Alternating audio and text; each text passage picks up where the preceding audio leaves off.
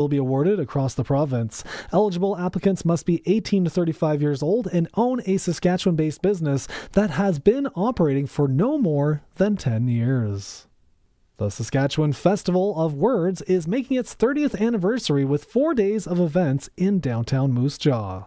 Running until Sunday, the festival features workshops, book discussions, readings, concerts, and storytelling sessions. Internationally recognized authors will join emerging writers, poets, and musicians for more than 50 scheduled events. Organizers say the festival continues to celebrate literature while creating opportunities for readers and writers to connect and share ideas.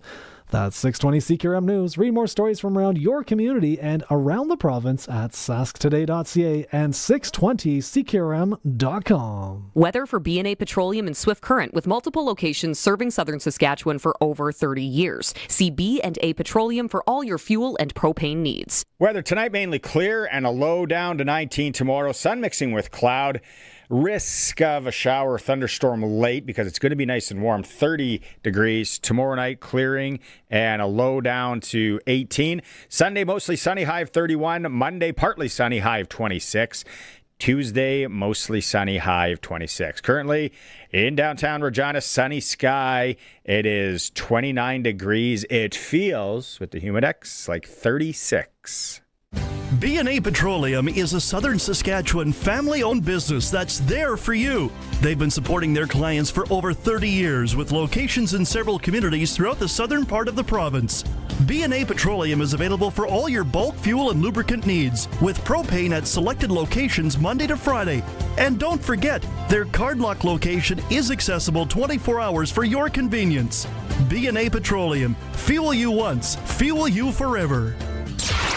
Broadcasting from Century Studios in downtown Regina, Harvard Media presents The Sportscage, where Saskatchewan comes to talk local sports. Be part of the show. Call 1-866-767-0620 or text 306-936-6262.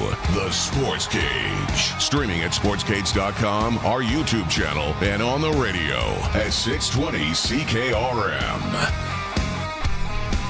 What a day weather-wise in Regina. I'm sure it's very similar if you are in Saskatchewan, wherever you are. Thank you for making time. Let's end the week together on the Sports Cage today. However you are taking in the program, whether it's listening on 620 CKRM, which tomorrow night, it's the 100th celebration of CKRM. I'm going to be there. I'm really looking forward to seeing some of the old guard from around the station here. I've only been here for 20 years. It's 100. You can listen to it on CKRM. Some of you are listening right now on the audio streams. Maybe it's your Alexa. Play 620 CKRM in the Sports Cage. Or it's watching it on YouTube through sportscage.com. Curtis Gammon is with me. It's Curtis's last full day as a producer, we think, as the Coulson man is supposed to be back on Monday. He's hopefully.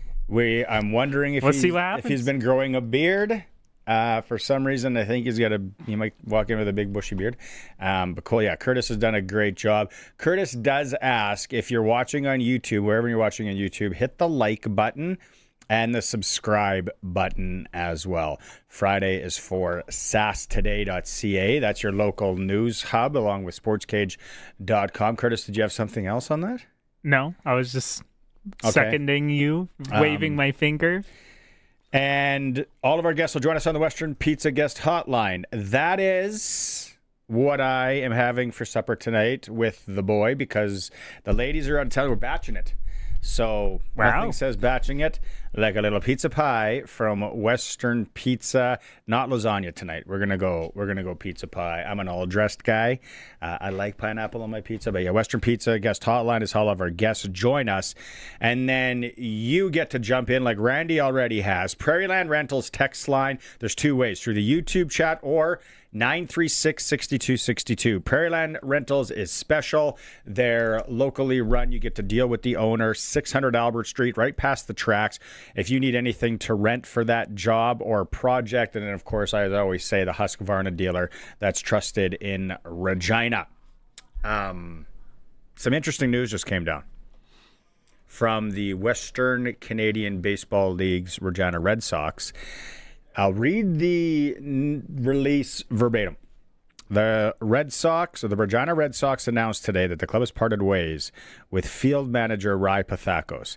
Assistant coach Braden Cobb will assume field manager duties on an interim basis for the remainder of the 2026 Western Canadian Baseball League season. And then it goes on. That is it. That's interesting. Wow. He is supposed to be managing the All-Star game this weekend up in Saskatoon. Does he still manage? I think Tegan's actually trying to find that out if he's still going to be part of that. That's interesting news. We do have some alleged news and reports coming up. I didn't do this. I'll do this quick. Just going to run down the show for you. About 3:15, Paul LaPolice, former CFL coach, TSN analyst, and head coach of Canada's men's flag football team. They are they're announcing their 12-man roster next week. So a great time to get Lapo on. We will talk clothing. We will talk football with Lapo.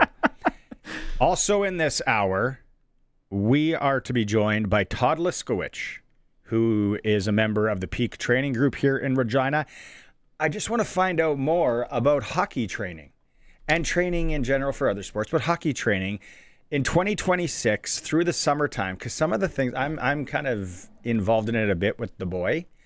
Some of the stuff they do nowadays is a million times different than 10, 20, 30, 40 years ago. So Todd Liskowich will be in as well. Hour 2, Farhan Lalji from TSN.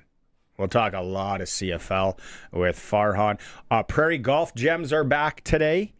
We will talk about the Sask Landing Golf Resort, located 30 minutes north of Swift Current, south of Kyle, Saskatchewan. If you've ever driven by it, it looks beautiful. That is Prairie Golf Gems in hour 2. We will have Luke Mullinder in hour 3. Very good odds that Luke right now is in the swimming pool because it's so hot. And then also in hour 3, we talked to the winner of the first $75,000 prize in the Rider Scratch ticket from Saskatchewan Lottery. So that is the program for Sask today in general. People are already coming in on the Prairie Land rental text line. Dylan, again, no Filet-O-Fish for supper tonight. Heather, very nice, says, take care, Curtis. Great job having you on the Sports Page. He'll be filling in probably again at some time. It's just kind of his, how many weeks was it? 8 weeks. 8 weeks of straight producing the show, which Colson does an excellent job too, so don't feel too sad that I'm gone, but I'll be in occasionally because during the Rider season we do a lot of games on like Saturdays and Sundays, and Colson also does a big part of those games. Like he'll run the board for those games, so he needs a day off occasionally, especially now that he's a new dad. So I'll fill in whenever he needs a day off. So most likely Mondays, but we'll see. James saying, Curtis, well done, keeping the show great on the rails. More importantly, I think he says keeping Barney grounded. It's true. I'm not a grounded guy. I'm grounded, ain't I? Shout out to Curtis. More shout outs coming in here to the text line. Everyone just appreciating what Curtis has done. Thank you. Bill says, good job, Curtis. Curtis has been very creative, and we're going to go through some of that creativity in a bit. But the other Rider news that I was talking about, being reported, Arash Madani reported it, and I think that it is now being reported elsewhere that the Riders, Curtis, could be allegedly getting some help on the pass rush. Ooh. I know a lot of people have been talking about the pass rush, but apparently a guy by the name of Derek Robertson should be coming in. He has had an all-star. This is, I'm just going to try and find the message that I got here. It's he's had an all-star season, which I didn't even know was possible, to be honest with you, in the UFL. People can't have good games or seasons in the UFL? I didn't know it went the full season. I know it kind of came out. I knew it was originally, and it was there at the beginning. I didn't know it ended. Who won? In fact, can you look at who won this year's UFL? That's a good question. Who played in the final? Did the teams that play in the final start the season? Or did they just cut? Did they just pay an entry fee halfway through and end up? Derek Robertson, apparently heading to the Saskatchewan Roughriders, said Rash Madani reported it earlier. Robertson is fresh off an all UFL campaign with 28 pressures, 7 sacks with DC this year, set to join the Riders allegedly. The Louisville Kings won the 2026 UFL championship by defeating the DC Defenders in the United Bowl, 27-20. Louisville, come again, what was the team name? Louisville Kings. The Kings. So yeah, we'll wait. We're still waiting for the Riders to send out an official release. So nothing official until that happens. Another thing, I wouldn't mind throwing this out there. If you're listening and you're driving, maybe you're driving to or from one, let me know. I'll give a shout out to any of the baseball or fastball teams that are competing in provincials around the province. I drove by the Regina girls minor ball diamond on 9th Avenue on the way here. It is buzzing. Girls, I remember those days as a kid. I can't believe I lost a provincial final to the Regina Fighting Saints, the Pollock boys. But they're packed. There's so many parents with umbrellas because it's so hot, and just watching ball this weekend. So if you want, I'll give a shout out 936-6262 as the show goes on, because I know there's a lot of provincials going on throughout the province. We're going to get to more. We got to go to break here, and then on the other side, we're going to be joined by Canada's flag football team, men's team, head coach Paul LaPolice. It's the Sportscage. We are on 620 CKRM and streaming through our YouTube channel at sportscage.com. Pack your bags and get ready for a trip of a lifetime. 620 CKRM and Kloss are giving you the chance to experience 6 unforgettable days in Germany. Enjoy a scenic Rhine River cruise, incredible food, local wine, and unforgettable nights taking in the culture, sights, and sounds of Germany. And yes, you'll also tour the Kloss World Headquarters and see how everything's built up close. Be listening to find out which sponsor locations you can enter at across southern Saskatchewan and catch chances to qualify during Sask Ag Today with Ryan Young. The grand prize draw happens this July at Ag in Motion. Don't miss your shot at the Kloss Germany trip giveaway. Brought to you by McBids, Borgo Tillage Tools, Johnston's Grain, Pattison Liquid Systems, P90 Energy, Core Grain, Connexus Credit Union, and SaskTel Business Solutions. At Souls Harbor Rescue Mission in Regina, hope is more than a word. It's action. Every day we provide food, shelter, and support to people facing homelessness, hunger, and hardship. We believe everyone deserves dignity, compassion, and the chance to rebuild. With the help of our community, lives are being changed. One meal, one conversation, one step at a time. Souls Harbor Rescue Mission, restoring hope, rebuilding lives, and strengthening our community together. To donate or for more information, visit shrmsk.com. Sun's out, top down, pedal to the metal with the wind in your hair. And hey, I like your summer tires. Summer tires? Yeah, some are cracked, some are bald, all need replacing. Let Quality Tire make sure your tires are road trip ready so you can have peace of mind as you head off to your first or next summer adventure. Next stop, Quality Tire. Quality Tire, trusted for the road ahead, with 9 locations across Saskatchewan. QualityTire.ca. Out here in southern Saskatchewan, the sun shows up for work every day. Might as well make it earn its keep. That's where Keln Solar comes in. These folks travel all over the province helping people put solar on their homes, farms, and cabins. They're local guys, Sask-born, Sask-raised, and not going anywhere. Except, to your place. Now's the time to start planning for spring and summer 2026 bookings. Give Keln Solar a call and they'll come show you your best options. Keln Solar. They move the power so you don't have to. KelnSolar.com. Have you seen the patio at Pump Jack's Cathedral? Seen it? I've practically moved in. Do they at least charge you rent? Only if I stop ordering food. I don't blame you. Great food, daily food and drink specials. 30 beers on tap, including local favorites. And there's no better place to catch the game with friends. So what are we waiting for? I'm waiting for this conversation to be over. Let's go. On the corner of Albert and 13th, Pop Jack's Cathedral Saloon and Steakhouse. Come early, stay late. The place where friends meet. Welcome back to Sportscage. Missed any part of the show? Check out the podcast powered by Freeze Tolman at 620ckrm.com and sportscage.com.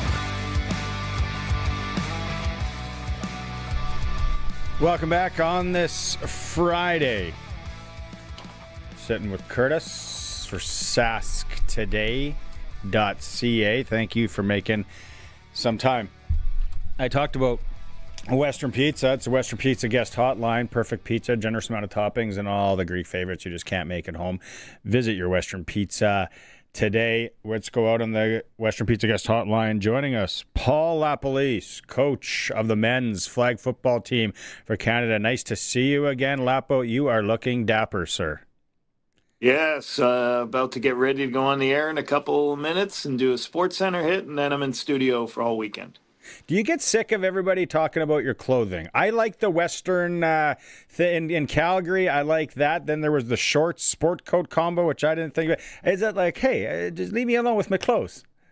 Yeah, it's kind of funny because actually last week I just picked up, like some new suits for the year, and it's pretty cool to go down there and get spoiled. But like, they have to show me what to wear and all that stuff, right? Like back when I was a head coach, I had like one suit, it wasn't fitted, and now it's like you're in television, you gotta play it up a little bit. So I'm enjoying that part of it. No, I like it. I like it. Okay, next week it's a big week for the Canadian men's flag football team.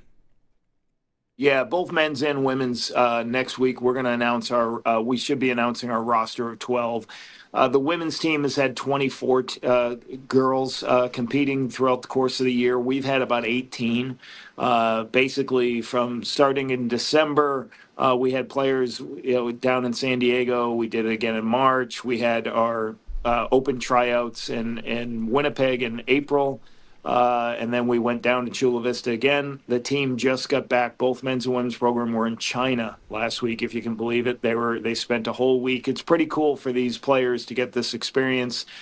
We had a friendly with China and Australia where I believe both men's and women's went 4-0. So good training, good work, good team building. Those are the last. So now we've kind of gone through all the film. This weekend we'll be finalizing what our roster is. And what that means is we'll name a roster of 12 and 6 reserves, at least on the men's side. And those 12s will go to Dusseldorf, Germany next month to help get us the gold medal. Has the process been more difficult than you and your staff has thought it was to get down to 12? Year 2 is, certainly year 1 last year, we probably had that decision made pretty quickly. We pretty much knew our 12 after our ID camp, where this year we kind of knew a group of 15 that we said, hey, listen, these guys all could be in the 12. We're really talented. We had more talent this year. We invited a lot more players that maybe had less of a flag football background and maybe more of a tackle background. So they had... we had a couple guys like Daniel Peterman, former CFL football player. Now he started with us in December, so he's had a bunch of time to go compete with the other guys. So, the competition was much harder this year, at least on our side. And I'm sure Rachel has a talented crew over here on her side, the women. But, we believe we have a much better roster than 1 year ago. Is there a reoccurring comment that you get from the guys that are coming from pro and tackle that are shifting to flag football and learning the flag football game? 2 things, I think. When we brought some people in and they got their opportunity to come train with us, one, they're unsure. They were kind of amazed at, how do we say, like just basically what shape you need to be in to play the game. 2, that, when we're going down to San Diego for a week, this is like training camp. We're going to be practicing twice a day. You better be ready to go. You better be able to run. And we take this. This is not This is not a club anything. This is professional. As I always tell the players, we have the 9 professional football teams playing men's football, and then we're the 10th. So I think they're surprised at how talented everybody is and how serious it is. And I just do think just learning the rules of the game and just understanding this is a tackle guy in Canada, the field's 65 yards wide. Well, it's 25 yards wide in flag football. So you just got to be cautious on how you build systems and how you understand. You better sit in zones a lot sooner in flag football than you do in tackle football. Suits was on a few weeks ago, and he mentioned that there was a friendly that went down with the United States of America that didn't probably go the way, or maybe it did. Maybe you saw what you wanted to see out of that game. So we spent, we're in San Diego for a week training with 18 players, both, and the women's side had their crew too. But what was nice is we had a day before or 2 days before that friendly with the United States. We had a practice with the United States. So we basically played almost like a game situation with the U.S. They had their first and second group. We had our first and second. We went back and forth, and I thought that was really good reps. And obviously, they're spectacular. They're the best team in the world. And I swear to God, I think they're better than they were last year and with their last World Championship. They made some changes on defense. They're talented. They've been together a long time, this roster of players and coaches. So, but I felt pretty good after the practices. Then on Friday night, we played a friendly in L.A. It's the same tournament we beat them 1 year ago before. And, we started out 8-0. We started out beating them 8-0. We were up, and then they took it to us pretty good. I think we lost 56-16. So, made some mistakes. It's pretty hard to come by.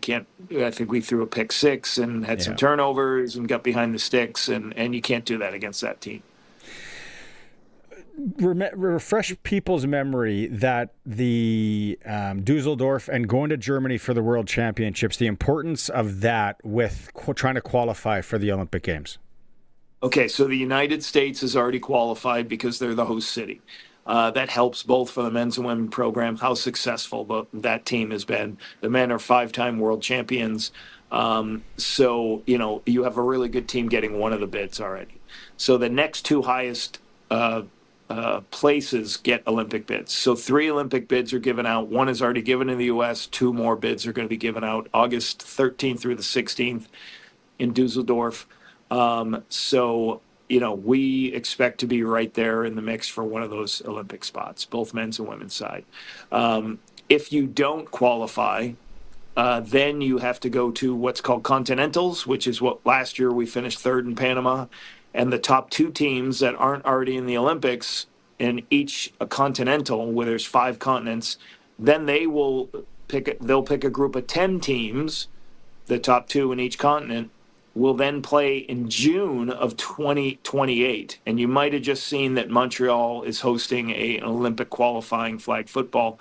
That's going to be, one bid or so. There's already 3. I think 2 bids given out there. And then the last bid the following week, Orlando. So it's very important. It's going to get really difficult we would love to make sure we know where we're at. Obviously there's only 6 teams because it's an exhibition sport. They started small. We expect to be in the Olympics, but we want to get it done now. It's going to help everything for our program and make it a lot easier for us to understand. So we want to get 1st, 2nd, or 3rd and take care of business. Yes. Do you know, is there any way for people to watch when you guys are in Germany? Yes, I believe DAZN is covering it. DAZN, who's just coming on board with the Canadian Football League, they're going to be covering all those games. And again, we start in, I believe it's August 13th, the tournament starts. In our bracket, we play Austria and Japan first, and then we go from there. Austria is the number 2 ranked team in the world, but we feel like, we're a new program, but we feel with the talent we put together, we're going to be in one of the top programs in the world. So, coming back from, playing in China, we've spent a lot of time together getting this group together. Our next thing will be we get together in Montreal for a little bit, and then we travel over and we spend a week and a half almost in Germany before the games start. I love it. I can't wait to watch that. Can I give you a couple CFL ones while we have you here? Yeah, sure. BC Edmonton tonight. Bigger game for BC to kind of get back in things. Is it still too early? Or for Edmonton, maybe as that measuring stick game to kind of prove to people where they are sitting at 4-1 right now? Yeah, I mean, obviously it's BC, understanding how talented the West is and just staying on schedule, just getting if they can get another win after a bye, getting healthy against a good football team. The Elks do a really good job of a lot of things. They take the ball away most on defense in the Canadian Football League. Obviously, they have the most explosive football player in the Canadian Football League in Justin Rankin. I think a key for the BC Lions is they put a lot of yardage up. They haven't put up as many points as previous years, but they're putting a lot of yardage up. They lead the CFL in time possession. They get first downs. If they want to play and take care of business, Nathan Rourke's got to have a lot of long drives, hold on to that football like they do, put up a ton of yards, and keep Mr. Rankin over there on the sideline and don't give him opportunities to get on the field.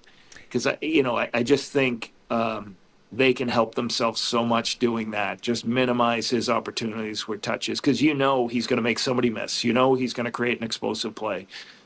And Cody Fajardo does a really good job of, like a couple weeks ago, he did have a 3-interception game, but for the most part, he's not going to turn the ball over a lot. So, I think BC's got to control the line of scrimmage and I don't say control line. They just stay on the field, keep Rankin on the sideline.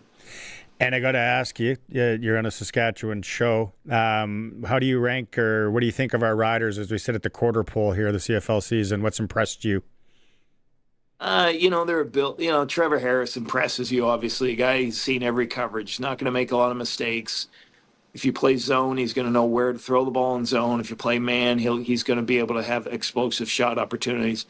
And very seldomly does he have it. You get a takeaway on him. How do you pressure him? How do you get takeaways on him? So, on that scope, they have really talented receivers around him, and then they have a defense that stops people from getting in the end zone. So that's obviously a recipe to win a lot of football games like they've done. Coach, it's always a pleasure. Can't wait. August 13th to 16th to watch a little flag football and take it in. Like you said, get it in the till. As we talk about at the golf course, get it in the till early. Then get it done now. Yeah, you know what's up, and obviously, best of luck to the female squad as well. Okay, thanks for doing this, Coach. Good luck with your hit with TSN. We'll chat again. Okay, thanks. Take care. There he is, Paul LaPolice, head coach of Canada's men's flag football team. Also, of course, former CFL coach and on CFL on TSN. And Curtis, I said this yesterday. I'm not just blowing smoke. Not that I would watch anything else tonight on a Friday evening in July. The Open doesn't start again until 11:30 in the morning, but we're kind of getting into the weekend. But this game tonight with your boy from the Rankin family, Justin, against BC, I'm very curious how this one plays out. For sure, it's definitely one of the games to watch this week. I'm trying to remember what I did for my pick. I'm going to go double check here. So it's Edmonton versus BC. I think, honestly, I'm going Edmonton. Edmonton's hot right now. You can't argue that. And if Rankin can get on the field, Paul LaPolice is saying get him off the field. But if he's on there, we already know what he does when he's there. So it's coming up tonight, Friday Night Football in the CFL. It is a sports cage. We're on the home of football in Saskatchewan on 620 CKRM. The Roughriders season is here, and the biggest 50-50 in Saskatchewan is back. Last year's 50-50 raised over $3.3 million for amateur football in Saskatchewan, and we couldn't do it without you. Thank you, Rider Nation. This year, we have bigger loyalty and early bird prizes than ever before, not to mention those life-changing 50-50 jackpots. See all of the prizes and buy your tickets today at riders5050.ca, and never miss a chance to win when you sign up for the 50-50 Club. Riders 50-50 is presented by ISC. Lottery license LR260010. The world is changing. From the misuse of AI and the rise of deepfakes to the dangerous spread of misinformation, it's getting harder for Canadians to separate fact from fiction. That's why having a trustworthy news source is vital. At Global News, we're committed to objective journalism that cuts through the noise. Stick to the facts. Global News, Canada's trusted news. Summer's here, and on the farm, every day counts. Whether you're hauling feed, towing equipment, or heading to the lake after a hard day's work, Nelson GM has the truck to get it done. Choose from a great selection of new and quality pre-owned trucks, built for Saskatchewan roads and Saskatchewan work. When I need a truck I can count on, I go to Nelson GM. Visit Nelson GM in Assiniboia and Avonlea today. Work hard, play hard. Drive a truck that's ready for both. Nelson GM, your truck headquarters in Assiniboia and Avonlea. Small towns are built on good businesses and good people. That's what you'll find at Prairie Gun Traders in Avonlea. Locally owned and community driven, Prairie Gun Traders carries top brands in the hunting industry with a solid selection of rifles, shotgun, ammunitions, optics, and accessories. Backed by an experienced staff committed to you. If the outdoors is part of your life, you'll feel right at home. Visit Prairie Gun Traders in Avonlea or online at prairieguntraders.ca. Winter in Saskatchewan tests everything, our patience, vehicles, and sometimes our bumpers. From icy parking lot dings to serious highway mishaps, choosing local matters. At Regina Motor Products Collision Center, we're Saskatchewan owned, run, and we drive these roads too. An SGI accredited full-service collision center working on all makes and models. Submit your SGI claim and book your appraisal. It's easy. When you need repairs you can trust, it's neighbors helping neighbors. Regina Motor Products Collision Center, south at Highways 1 and 6 Albert Street, rmpchevrolet.com. Text CKRM 306-936-6262. Powered by Prairie Land Rentals. From power tools to skid steers, they probably have what you need for your job. 600 Albert Street, where you deal with the owner. Welcome back to Sportscage. Connect with the show. Call 1-866-767-0620 or text 306-936-6262. Welcome back. Heavy riff there on the metal coming back. Sportscage Friday. Curtis is with me. Big riff kind of show. Sasktoday.ca. Can you play the guitar? No, absolutely not. I do not play the guitar. I play a mean triangle though. Fun fact. You should start a Chicago cover band because I got one song where they have the triangle in it. If You Leave Me Now is the name of the song. I talked earlier this week about the only job I was ever fired from, which was Burger King, and why that happened, and it was great. But keeps you grounded, knowing that you got fired from Burger King. The only class I ever failed in high school. I wouldn't say I wasn't good in school. I didn't apply myself, to put it proud. But the only class I ever failed, this is so funny, was guitar. You had a guitar class? We did. I think I was gonna take band, and there was some sort of change, or you had to do something or resolve it with sports I did. And I was like, you know what? I wouldn't mind learning guitar. So I went to the guitar. It wasn't my crew of friends in that class, I tell you that much. I remember it vividly. You'd pick them up, you'd go, you'd tune them.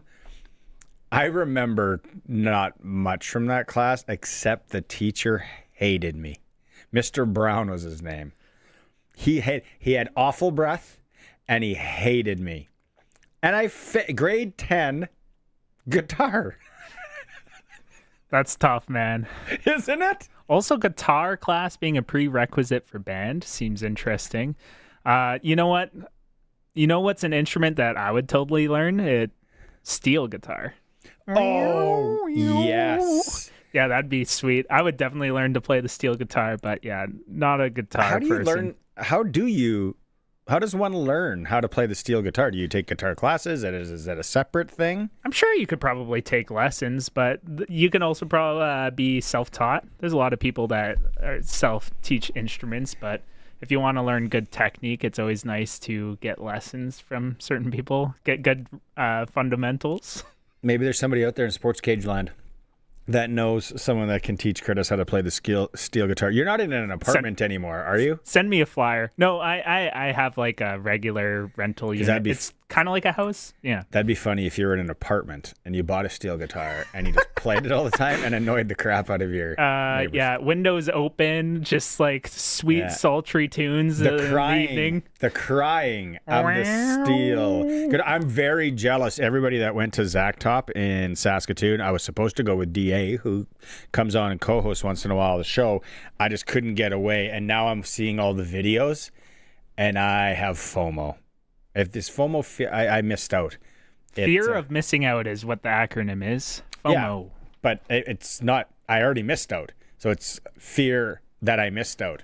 Whatever you want to go there. Regrets. It looked like a fantastic show, and it was packed. Old Sask Health Center, little heroin beers there at some of the kiosks, the drafts. You got to watch out; those sneak up on you. You know, everyone knows what I'm talking about. That's had too many beer at Sask Place. Speaking of fear of missing out, good seg, by the way. There was a kicker in Rider Nation last year that got a little bit of a bad rep for missing field goals and kind of having a bad end to his season, and that would be Brett Lother. And well, it's been after post CFL Week 6. He's currently leading the leaderboard for 14 out of 14 field goals made, 100% percentage, and his longest one being 51 yards. So if you're watching the stream, you see the board there that Curtis put together. It looks fantastic. And if you're listening on the radio, we'll paint the picture for you. So, like you said, Brett Lother, attempts 14, made 14, percentage 150. 50. You said he did miss a convert? I think he did miss one this season. Vincent Blanchard from Edmonton, who plays tonight, 13 of 13, 100%. Longest is 50 yards. Jose Maltos, the Maltosian one, 15 out of 16, 93.8%. 50s is longest. Sean White, 10 of 11, 90.9%. 43 yards is Sean White's longest this year. Jude McCatney, 8 of 9, Hamilton, 57. So he's the clubhouse leader for longest one. Oh, yeah. At 57. Then we got Alex Hale from our Saskatchewan Roughriders, 10 of 13, 76.9%, 38 yards is Hale's longest. Yeah, that's probably the most interesting stat for Alex Hale, is that he hasn't exactly hit one from far away yet, and you could kind of see, too, that they're a little bit tentative to give him the chance sometimes, too. It's like, ooh, you miss one from that far away? It's like, maybe we just punt it. Let's not go for it. So it is interesting. Haralahu from Toronto is 11 of 50, and that's a down year for him, 73.3. 52 is his longest. And then Sergio Castillo, 12 of 17, 70.6 yards, 56.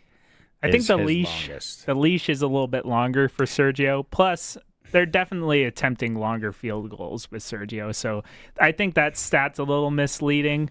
It's surprising to me. Very surprising to me, because he seems automatic. Yeah. So when we're talking about it this morning, one of the fun, interesting things was that it's like, okay, let's not compare apples to oranges, because with Alex Hale sitting at 76.9%, it's like, oh, what about Brett Lother when he's having a down year? Well, Brett Lother finished the year at 72.2%, but in comparison, his first 5 games, he was actually 82.4%. He didn't have that slump until later. So when you actually compare the two through their first 5 games, Brett Lother was a little bit more accurate, 14 out of 17, 82.4%. And then Alex Hale's at 10 out of 13 with a 76.9. And longest being 38. And then Brett Lother's longest being 53. And then I also got the converts, because that's another important one. Because, yes, Alex Hale has missed some converts. He's missed 2, and Brett Lawler missed 1 out of his first 5 games in the 2025 season. That's a lot of stats coming at people, but you did a great job. Like, you leave that last one up a bit, because if people are watching the stream, like that's a well done graphic, my man. That looks really good. Thank you. Now, you know what would be an interesting one? We could have talked about this morning. If we went back to Brett Lawler's first ever career year and see what he was after 5 games. I think he had a pretty good first year. I'd have to double check the stats, but I got the numbers actually for the converts. 13 out of 14 in his first 5 games in 2025, and Alex Hale is 16 out of 18 for the first 5 games here on converts. Dylan, that's a funny comment. I'm not going to read it. Yeah, Brett Lawler can score more goals. He's a heck of a hockey player, but Alex Hale can surf. It's true. There's from down under. There's a useless stat for everyone. No, it's you did a great job there. Yeah, I would say that 95, while we're throwing out stats and numbers and making everybody's head hurt and get a nosebleed, I would say 95% of people listening to the show right now are happy for Brett Lawler. Yes, that is probably the biggest thing, is love to see him be successful with Ottawa, because he was definitely getting in a little bit grinded down from the media here near the end of the season, and didn't want to harp on a guy when he was down, Like, speaking of a great instrument, harping. Yeah. So, kudos where it's due, right? He's having a fantastic start to the season in Ottawa, and if he keeps it up, he might be the most accurate kicker in the league. With a team that isn't very good. Yeah. As well. Him and Gino Lewis probably looking around going, Come on here, guys. Yeah, no, there's a little talk there. A kicking in the CFL. Curtis, another fantastic job on that. Okay, we're going to go to break. We're going to come back. We're going to talk training. Yeah, any of you out there ever played hockey back in the day and you trained? What did you do? 936-6262. We're going to talk to Todd Liskowich. It is the Sports Cage. We're on 100-year-old 620 CKRM. Hey, Regina. Ready? The monsters are coming. Monsters in Mayhem crashes into Kings Park Speedway this Friday, Saturday, and Sunday. Finally, Regina. An outdoor, no-holds-barred crushing showdown featuring high-flying, car-crushing monster trucks, wild mini monsters, and gravity-defying freestyle motocross. Now listen up. Tickets on sale now at outlawsofmotorsports.ca and at the gate while supplies last. Seedmaster is celebrating 25 years of innovation built for Western Canadian farmers. Visit us at booth 608 during Ag in Motion and experience complete seeding systems designed to deliver confidence in any conditions. Meet the Seedmaster team, see our latest innovations, and find the right solution for your operation. Plus, now through July 24th, save 10% on genuine Seedmaster wear components and receive free freight on qualifying orders. Visit booth 608 or learn more at seedmaster.ca. Seedmaster, 25 years growing. For 100 years, 620 CKRM has been the soundtrack of Saskatchewan, sharing stories, music, and the moments that matter most. At Glassers TV in Moosomin, they're proud to be a part of that journey as a longtime 620 CKRM partner, serving the community with trusted quality electronics and hometown service. Congratulations to 620 CKRM on 100 years of broadcasting. Here's to a century of connection and many more still to come. From everyone at Glassers TV in Moosomin, happy 100th CKRM. Looking to take control of your farm or business power bill? P90 Energy Solar has the solution. Based in Saskatchewan, P90 Energy offers solar systems built for our tough prairie climate. Their ground mount solar systems with racking and screw piles manufactured right here in Saskatchewan are designed to help reduce rising power bills and lower utility demand charges. Incorporated farms may also qualify for federal clean energy tax incentives, including the 30% clean technology investment tax credit. Learn more at P90energy.com. House, cabin, office, home gym? If it has a floor, Flooring Superstore probably has something for it. Need carpet, laminate, hardwood, outdoor synthetic grass, rubber flooring for your gym? Yeah, they pretty much have it all. And if you're a do-it-yourselfer working on a small project, check out their cash and carry department for deeply discounted prices. So whether you're renovating a boardroom or covering that mystery floor in the basement, think Super. Flooring Superstore. Quality floor. Over 20 years serving Regina and area. FlooringSuperstoreRegina.ca. Welcome back to Sportscage. Check out our podcast powered by Freeze Tolman. Available anytime, anywhere at 620ckrm.com and sportscage.com. Some good text messages coming in on the Prairie Land Rentals text line. We're going to get to a few of those. Some talking music, some talking off-season training, some talking kicking, others talking just football in general. You can have your say, 936-6262. Curtis is with me. We're in hour one here for sasktoday.ca. Western Pizza. Speaking of training in the off-season, nothing says training in the off-season like a nice wheel on a Friday evening, maybe a couple of cold ones for me. Todd Liskowich is joining us. Todd, my diet and then what you got going on there at Peak ain't the same thing. But Peak Hockey and Fitness, Todd, let's get into it. There's been some changes there. You guys are located in Regina. Take us through kind of what's changed in the last year, the last few months at Peak. Yeah, well, first of all, Barney, thanks for having me on. Appreciate it. And just before I forget, it's never too late, right? You know, we do have adult programs for you. It's never too late. You always want to keep the dream alive. No, we've definitely had some changes. Peak's been in existence for about 13 years now, and our recent ownership group has really been a great addition to the program, and everything starts at the top for sure. So we've got a great ownership group, and then from there we go into our staff, and we feel we have probably some of the best coaches that are available in Saskatchewan for sure. Locally, definitely.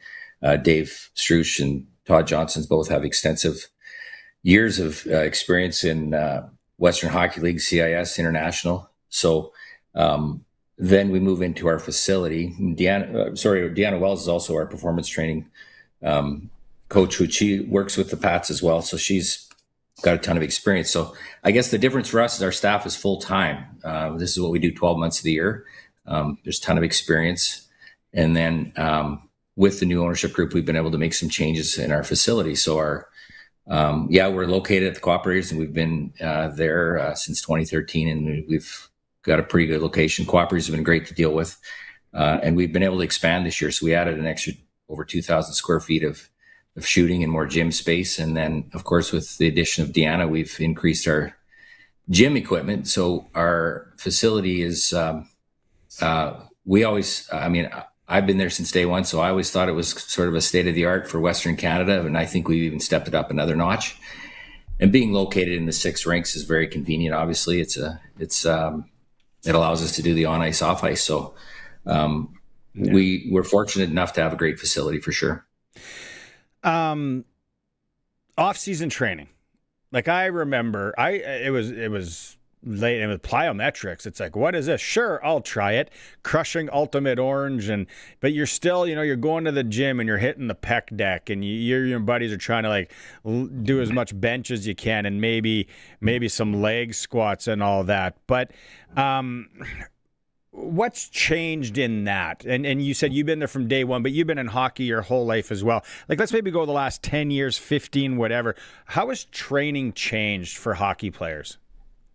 Well, I think it starts with the game. I mean, the game has changed, right? I mean, players need to be more dynamic. Players need to play all positions. The defensemen need to skate more than backwards, sort of scenario, right? Like that was the key thing.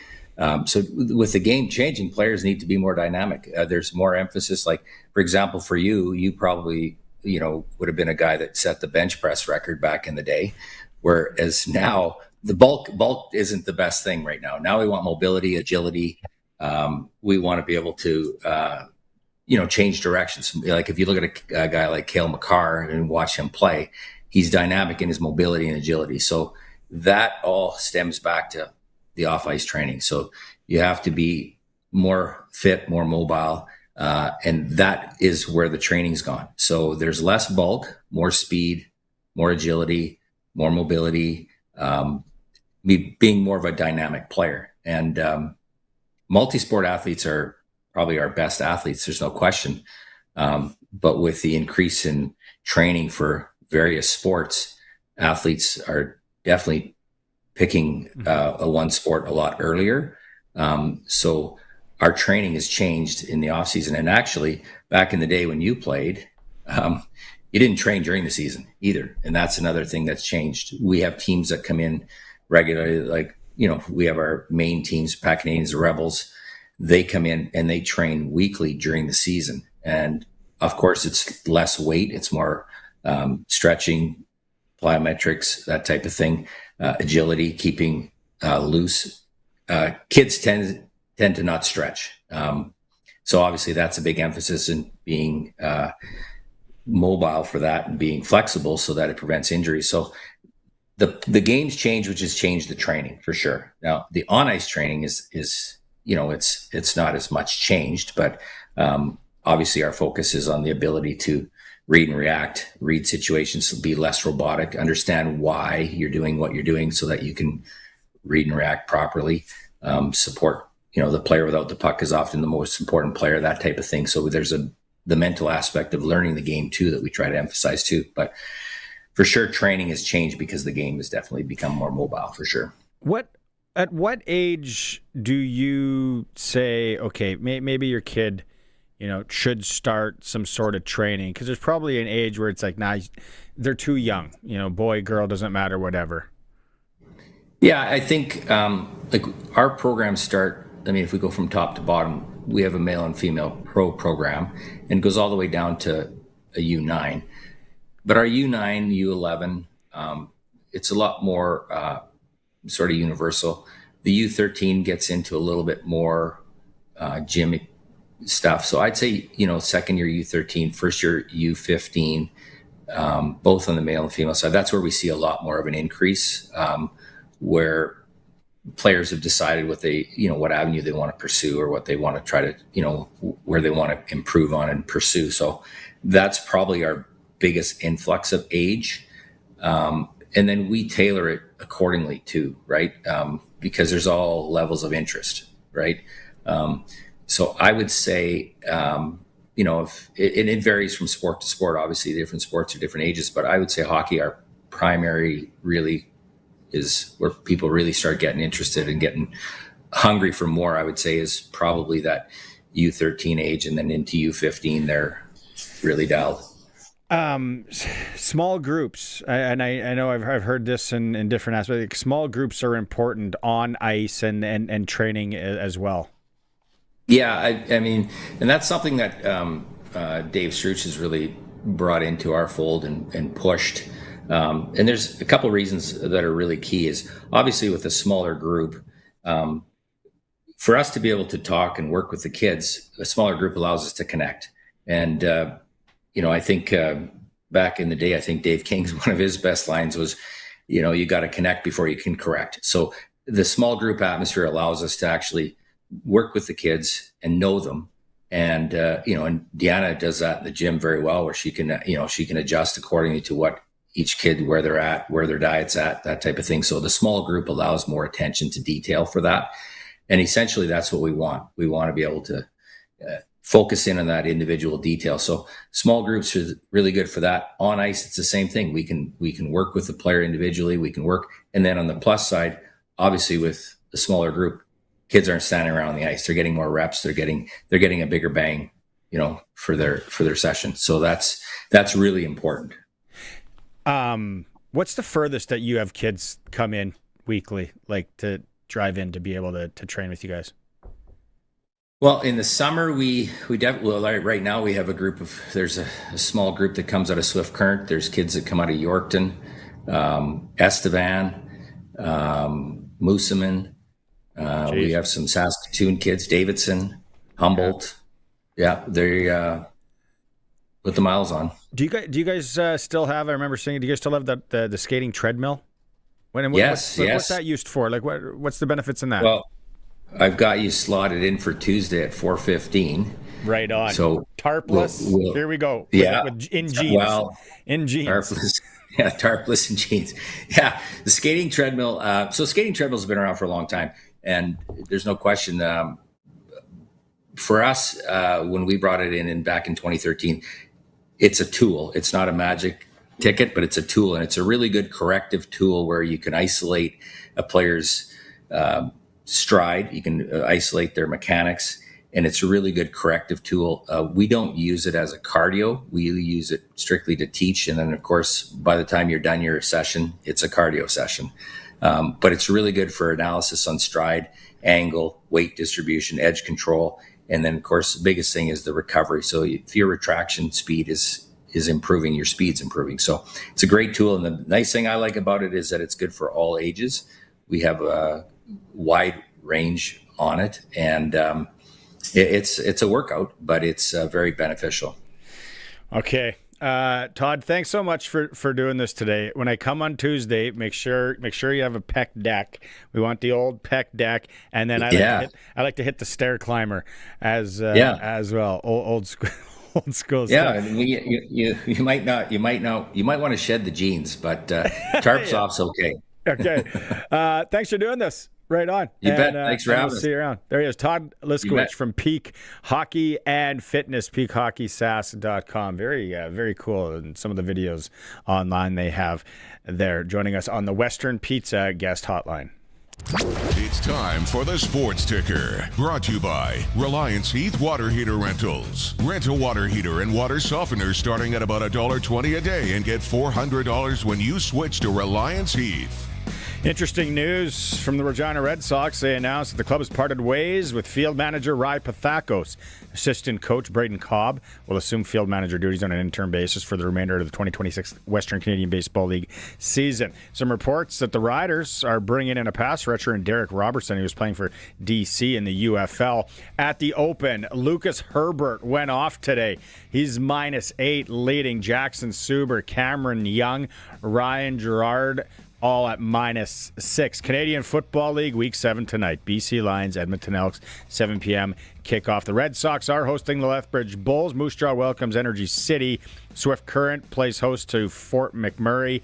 And Weyburn has Brooks in town. The Blue Jays are back playing hardball tonight, 5:15 on the south side. Chicago White Sox. Is it south side there? I think it is. Chicago White Sox. It's the lesser of the parks in Chicago. Anyway, Sports Ticker for Reliance Heath. Rent a new water heater and softener together for $1.20 a day. Hour 2 is coming up. Farhan, Lalji, Prairie Golf Gems, and more. It's a Sports Cage. We'll be back. From the towers to the tractors, country's greatest hits. 620 CKRM, a Harvard media station.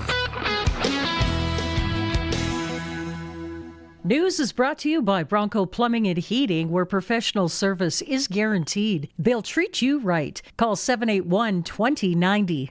It's 4 p.m. Good afternoon. Mainly sunny and 30 degrees in Regina. I'm Denis Conroy from the Sask Today newsroom with 620 CKRM News. A bear has been confirmed in a fatal northern Saskatchewan wildlife incident. The Ministry of Community Safety says the conservation officers have euthanized the bear believed to be responsible for the deaths of 2 people near McTavish Lake. The animal will undergo a necropsy at the Western College of Veterinary Medicine. The victims have not been identified, and the investigation is now being led by the Saskatchewan Conservation Officer Service and the Coroner's Service as well. Estevan police are warning businesses after counterfeit cash turned up in the city.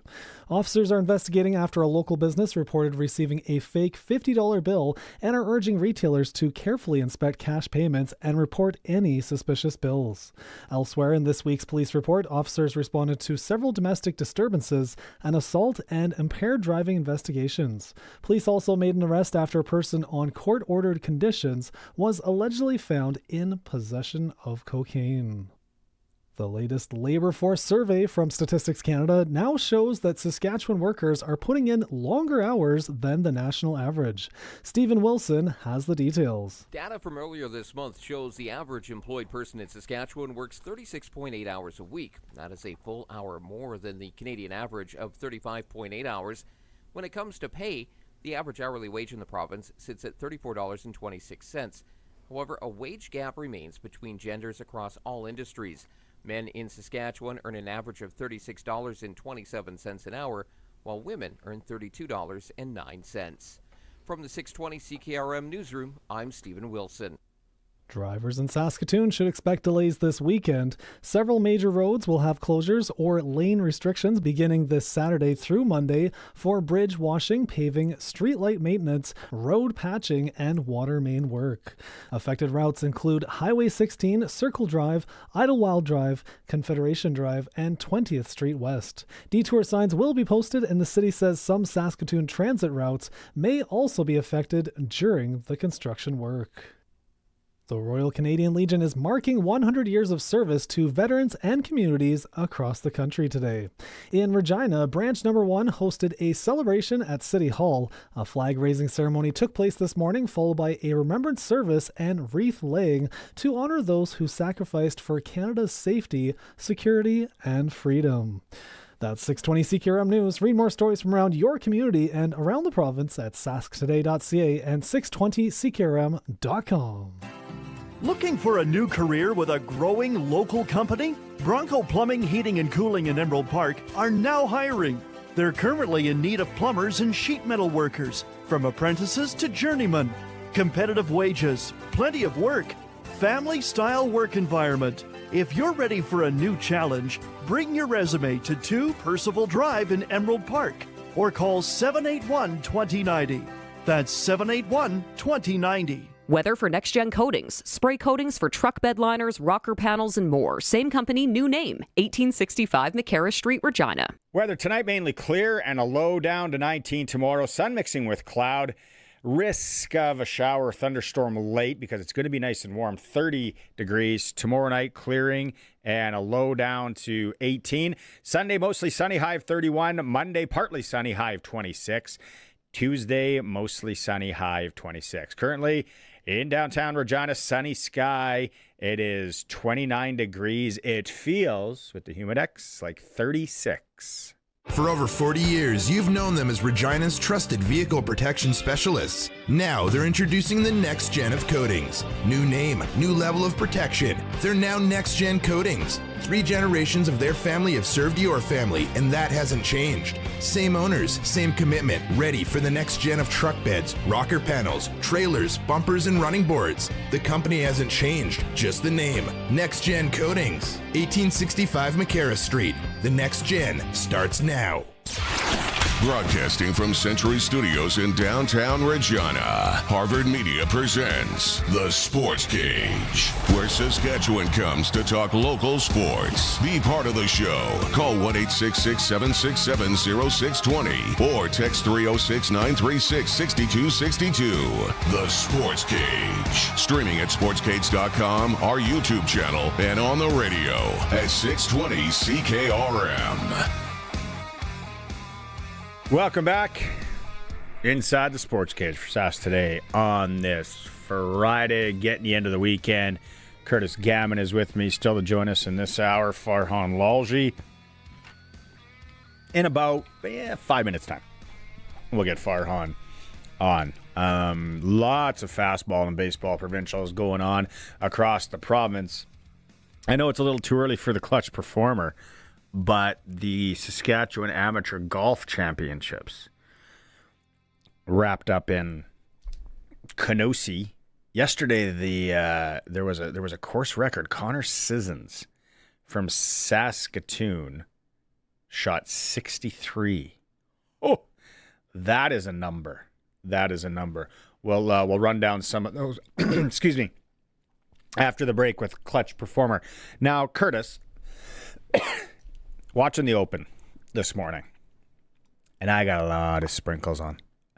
I'm debating sprinkle of the day here, and can we do it? Let's do sprinkle of the day. right now. Sports Select, sportselect.com.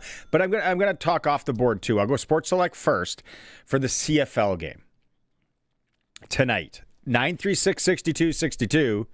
I don't know if the Rochdale Rocket Benny is listening today, but the Sports Select line, Edmonton, BC. At BC's 260, Edmonton on the pro line's 205.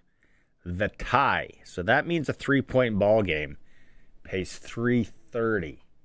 You know, I'm a sucker for those ties. Right now, the point spread, Edmonton minus 2.5. BC, you take 2.5, you pay 180. I think you're better off taking the tie and the pro line if you're going to go that route, to be honest with you. And then the over-under. Now, this is where it gets kinky. The Wild Wild West, set at 60.5. That's a good number. They know what they're doing. What thoughts? Initial thoughts, Curtis? Well, whenever I see where the over-under's set, I always like to see what these teams have put up in the first couple weeks. Well, you know the other thing you should look at? Weather. I'll look that up. You go to the other one. So, obviously last week, Edmonton put the beat down on Ottawa, and they put up 40 points on their own. Ottawa put up 17, so that would have been an under game despite putting up 40 points with the line set at 60.5. And then on the flip side, we got BC. And BC, well, actually their last game was against Edmonton. The last time they played was against Edmonton in Week 5, and it was 36-24. So the last time these two teams they played, they're at 60. 60 on the dot. The weather's awesome tonight. 30 degrees. Back sweat central, Commonwealth Stadium. So there's not a problem there. I'm going to say over. You're going to say over. I'm going to say under. I think it's going to be close. Like, I think it's going to be pretty close. It's going to be like a 60-point game or like a 58-point game, but I think it's going to be under. Sports Select, sportselect.com. Make your picks. Generate a QR code online, and then take it to your Lotto Spot retailer, and they scan it. Or you can make the pick still at your Lotto Spot retailer. Every bet is 100% legal. Chance of winning cash in hand. The original Sports Select. Okay, now I'll go to some of the props because there wasn't any props on that one. So I'll go somewhere else here, unnamed, for props. And you want to go passing props. Okay, obviously, Mr. Rourke can sling it. Over 330 yards. I'm leaning towards over. I'm leaning towards over. Cody Fajardo, 298. I'm kind of leaning over there as well. Rushing props, what is the Rankin family set at? 138.5. That's a crazy line to have it set at. That is insane. You think he's over that? 138? I don't know, man. Like, he's been putting up good numbers, but like, I feel like setting the line at 138 is crazy. Like, a lot of the time, the rushing lines are set closer to 80. It's Chikai. I screwed that up. It says rushing and receiving. No, that's rushing. That's rushing. Rushing yards, 138. Okay, same thing. I feel like I need to like check the game log here and see what Justin Rankin's been doing. I think it's like BC's defense, where last time, how many did he rush against BC? Last time against BC, he didn't play very much. 19 yards. 19 rushing yards. What? Unless the stats are screwed up here. Because like on the CFL website here, it says that against Ottawa, he went for 102. Against Montreal, he went for 179 rushing yards. And then Winnipeg 106, and then Ottawa 107. But yeah, it says against BC 19. That seems okay. This is more that was rushing and receiving. Here, I got the rushing yards over 195. Sorry, 95. 95. Okay. Yeah. 91 on this other one, 91 and a half.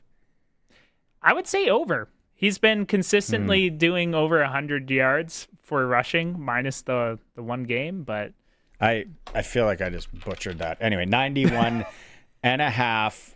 Yeah. I don't know if I want to touch that one, to be honest with you, but I like the passing over. I think the game is going to be over. As far as the outcome, I go back to Sports Select, and I think I take a 3-point game. I think a tie. Take a tie. You know what? You might be right. Like I said, it was going to be like a 58-point game. I could see it being a tie. Close. It could be a close one tonight. Text line looks like Russell is saying over. Take the Russ. A lot of the games have been under. Some of the games have been under lately. So, yeah. Charlene says there's no way they keep ranking to under 91 and a half yards. So, okay. I'll keep reading the text messages as we go. Let's go to break, and then we'll come back with our weekly segment with our football insider, Farhan Lalji. It's a Sports Cage on 620 CKRM. Summer's here, and on the farm, every day counts. Whether you're hauling feed, towing equipment, or heading to the lake after a hard day's work, Nelson GM has the truck to get it done. Choose from a great selection of new and quality pre-owned trucks, built for Saskatchewan roads and Saskatchewan work. When I need a truck I can count on, I go to Nelson GM. Visit Nelson GM in Assiniboia and Avonlea today. Work hard, play hard. Drive a truck that's ready for both. Nelson GM, your truck headquarters in Assiniboia and Avonlea. Sun's out, top down, pedal to the metal with the wind in your hair. And hey, I like your summer tires. Summer tires? Yeah, some are cracked, some are bald, all need replacing. Let Quality Tire make sure your tires are road trip ready so you can have peace of mind as you head off to your first or next summer adventure. Next stop, Quality Tire. Quality Tire, trusted for the road ahead, with 9 locations across Saskatchewan. QualityTire.ca. The Roughriders season is here, and the biggest 50-50 in Saskatchewan is back. Last year's 50-50 raised over $3.3 million for amateur football in Saskatchewan, and we couldn't do it without you. Thank you, Rider Nation. This year, we have bigger loyalty and early bird prizes than ever before, not to mention those life-changing 50-50 jackpots. See all of the prizes and buy your tickets today at riders5050.ca, and never miss a chance to win when you sign up for the 50-50 Club. Riders 50-50 is presented by ISC. Lottery license LR260010. Get it hot and get it fast, Western Pizza. You just played 4 quarters of football. You got hit by guys built like farm equipment. And now you're thinking about a little celery stick and a protein shake? Come on, this is a job for Western Pizza. Load up with pepperoni, ham, bacon, melty cheese, maybe some ribs, lasagna, or souvlaki on the side. You put in the work, now eat like you mean it. And get it hot and get it fast, Western Pizza. It's time to get the inside story. TSN's Farhan Lalji on Sports Cage is brought to you by the Cooperators. Time to get financially fit? Cooperators can build a plan that works for you. Cooperators, investing in your future together. All right. How did the trip end up? How was Princeton? It was awesome. We went to on this last trip. We went to 4 different Ivy League schools, and then we also went to another school, Lehigh, about an hour outside of Philadelphia. And Princeton was fantastic. 5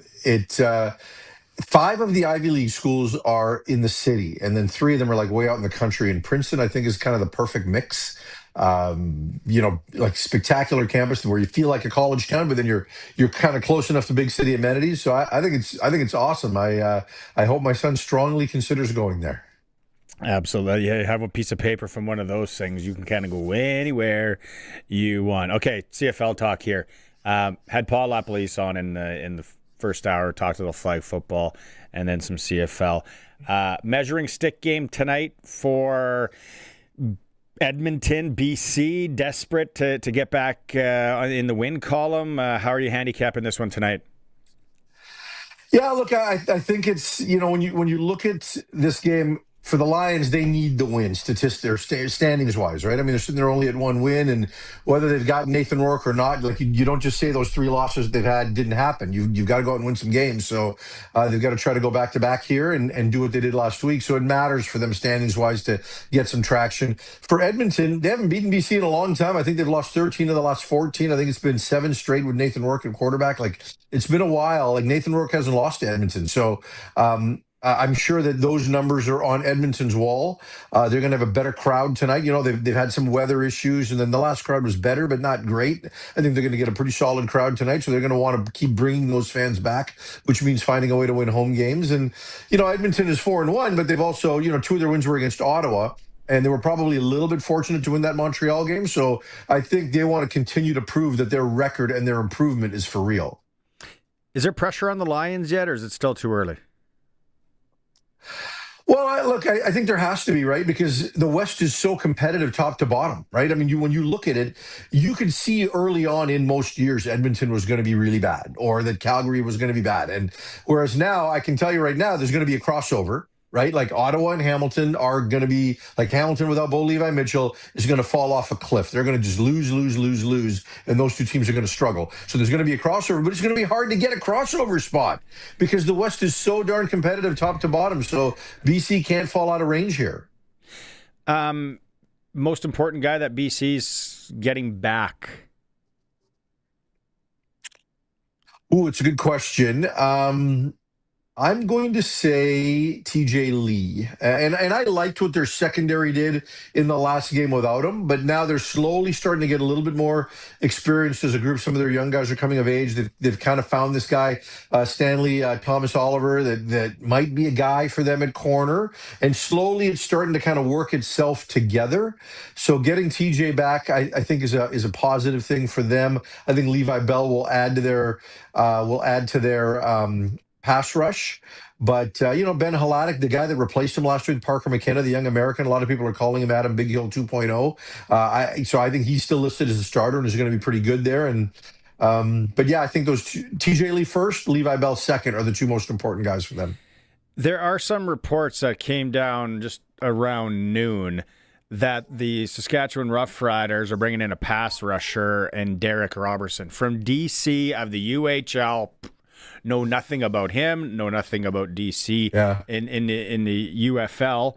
But Farhan, are we going to maybe see teams kind of starting to bring these guys in? I'm trying to remember, have we seen a massive influx after the UFL season of guys coming north?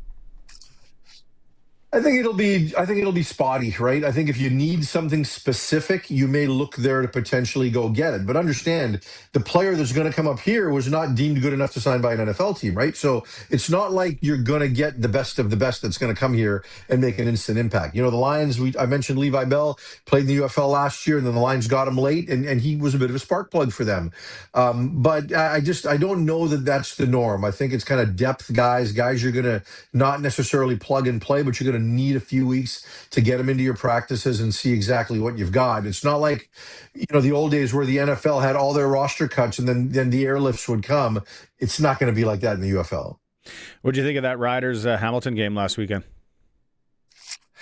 Well, I think it was predictable, right? I mean, Hamilton without Bo Levi Mitchell is an entirely different football team, and that's just the way it's going to be. Like, I'm curious to see what's going to happen there. Big picture of Harrison Frost, who's been with them for a couple of years, is going to come in and in 2 to 3 weeks is going to all of a sudden be their starting quarterback, because I don't believe they're going to be able to consistently win football games with Jake Dolegala and Trey Ford. I just don't. So, it's what Saskatchewan did last week was, I went 3-1 last week in my picks, and that was by far the game I spent the least amount of time digesting. Check, Sask, done. If that happens, would Dolegala or Ford be available for anyone else, maybe? Maybe, right? I mean, they've also got Jared Dagey they've brought in. And I don't know that he's going to be anybody's answer as a starting quarterback, but if they think he's better than one of the others, maybe. But it's going to be a lost season for Hamilton without Bo. It just is. I don't know that any of those guys is going to come in and turn things around for that franchise, and they need big time quarterback play. And like you're going to see Keandre Smith and Kenny Lawler slowly kind of work their way down the receiving depth chart, just because you got to have someone to get him the ball. And I just don't think that guy's in the building that can do it on a consistent basis. So it'll be tough. They're not up against a gangbuster. It's Ottawa, but still Drew Brown for Hamilton or for Winnipeg looked good last week. What kind of team is Winnipeg with Drew Brown at the helm? A lot of people, first of all, I'm a big Zach Collaros fan. And this, in my opinion, as soon as he gets back next week, and I'm assuming it'll be next week, that Zach Collaros will be the starting quarterback, because that's just how Mike O'Shea rolls. Loyalty, veterans, guys that know his culture, his system, all of it, that's what he wants. Even though Drew Brown had been there previously, he's not going to get treated the same way. This is Zach's team. And I think eventually we're going to get the best of Zach. But a lot of people tell me that last week was the best version of Winnipeg's offense they've seen. Now, the one thing I saw from Drew Brown is he got the ball out of his hands very quickly. He had a pretty good scope of the defense and got it out now. Zach wants to let plays progress. He wants to read them out and play them out. And I think he and Tommy Condell are on such a same wavelength, same page that that's just going to continue, right? Whereas I think they simplified a lot of things for Drew, given the lack of practice time that he had, and he just got the ball out quick. So you could look at that and say it was decisive, but I think it was by design. So let's see what happens here, because certainly he's going to be motivated to play Ottawa, but Ottawa is also going to be motivated to face him, and they're probably going to feel like they know what he does good and bad, and that they might be able to take advantage of some things. So I don't think this is going to be Ottawa rolling over here and Winnipeg winning by a big number. That's a good point. There's always two sides to it, for sure. Kay, we kind of talked about this yesterday on the show. Curious to get your take. What CFL team is best situated if their starter goes down with their number two? What CFL team is best situated with their starter? Edmonton. Edmonton, because Taylor Powell's their next guy. Hey, first of all, let's take that back. Winnipeg, because their starter's already gone down, and Drew Brown has been an established starter in this league. So Winnipeg is the best team, and they're showing it with what we saw last week. 29 of 35 for 339. That's pretty good coming off the bench. I think that's really good. But I think that's the obvious answer, right? So I think after that, I think Saskatchewan's got two good quarterbacks in Cone and Schrader, right? That can potentially give them some help. But again, they haven't necessarily proven themselves as starters. I like Taylor Powell. I think he's had enough mileage.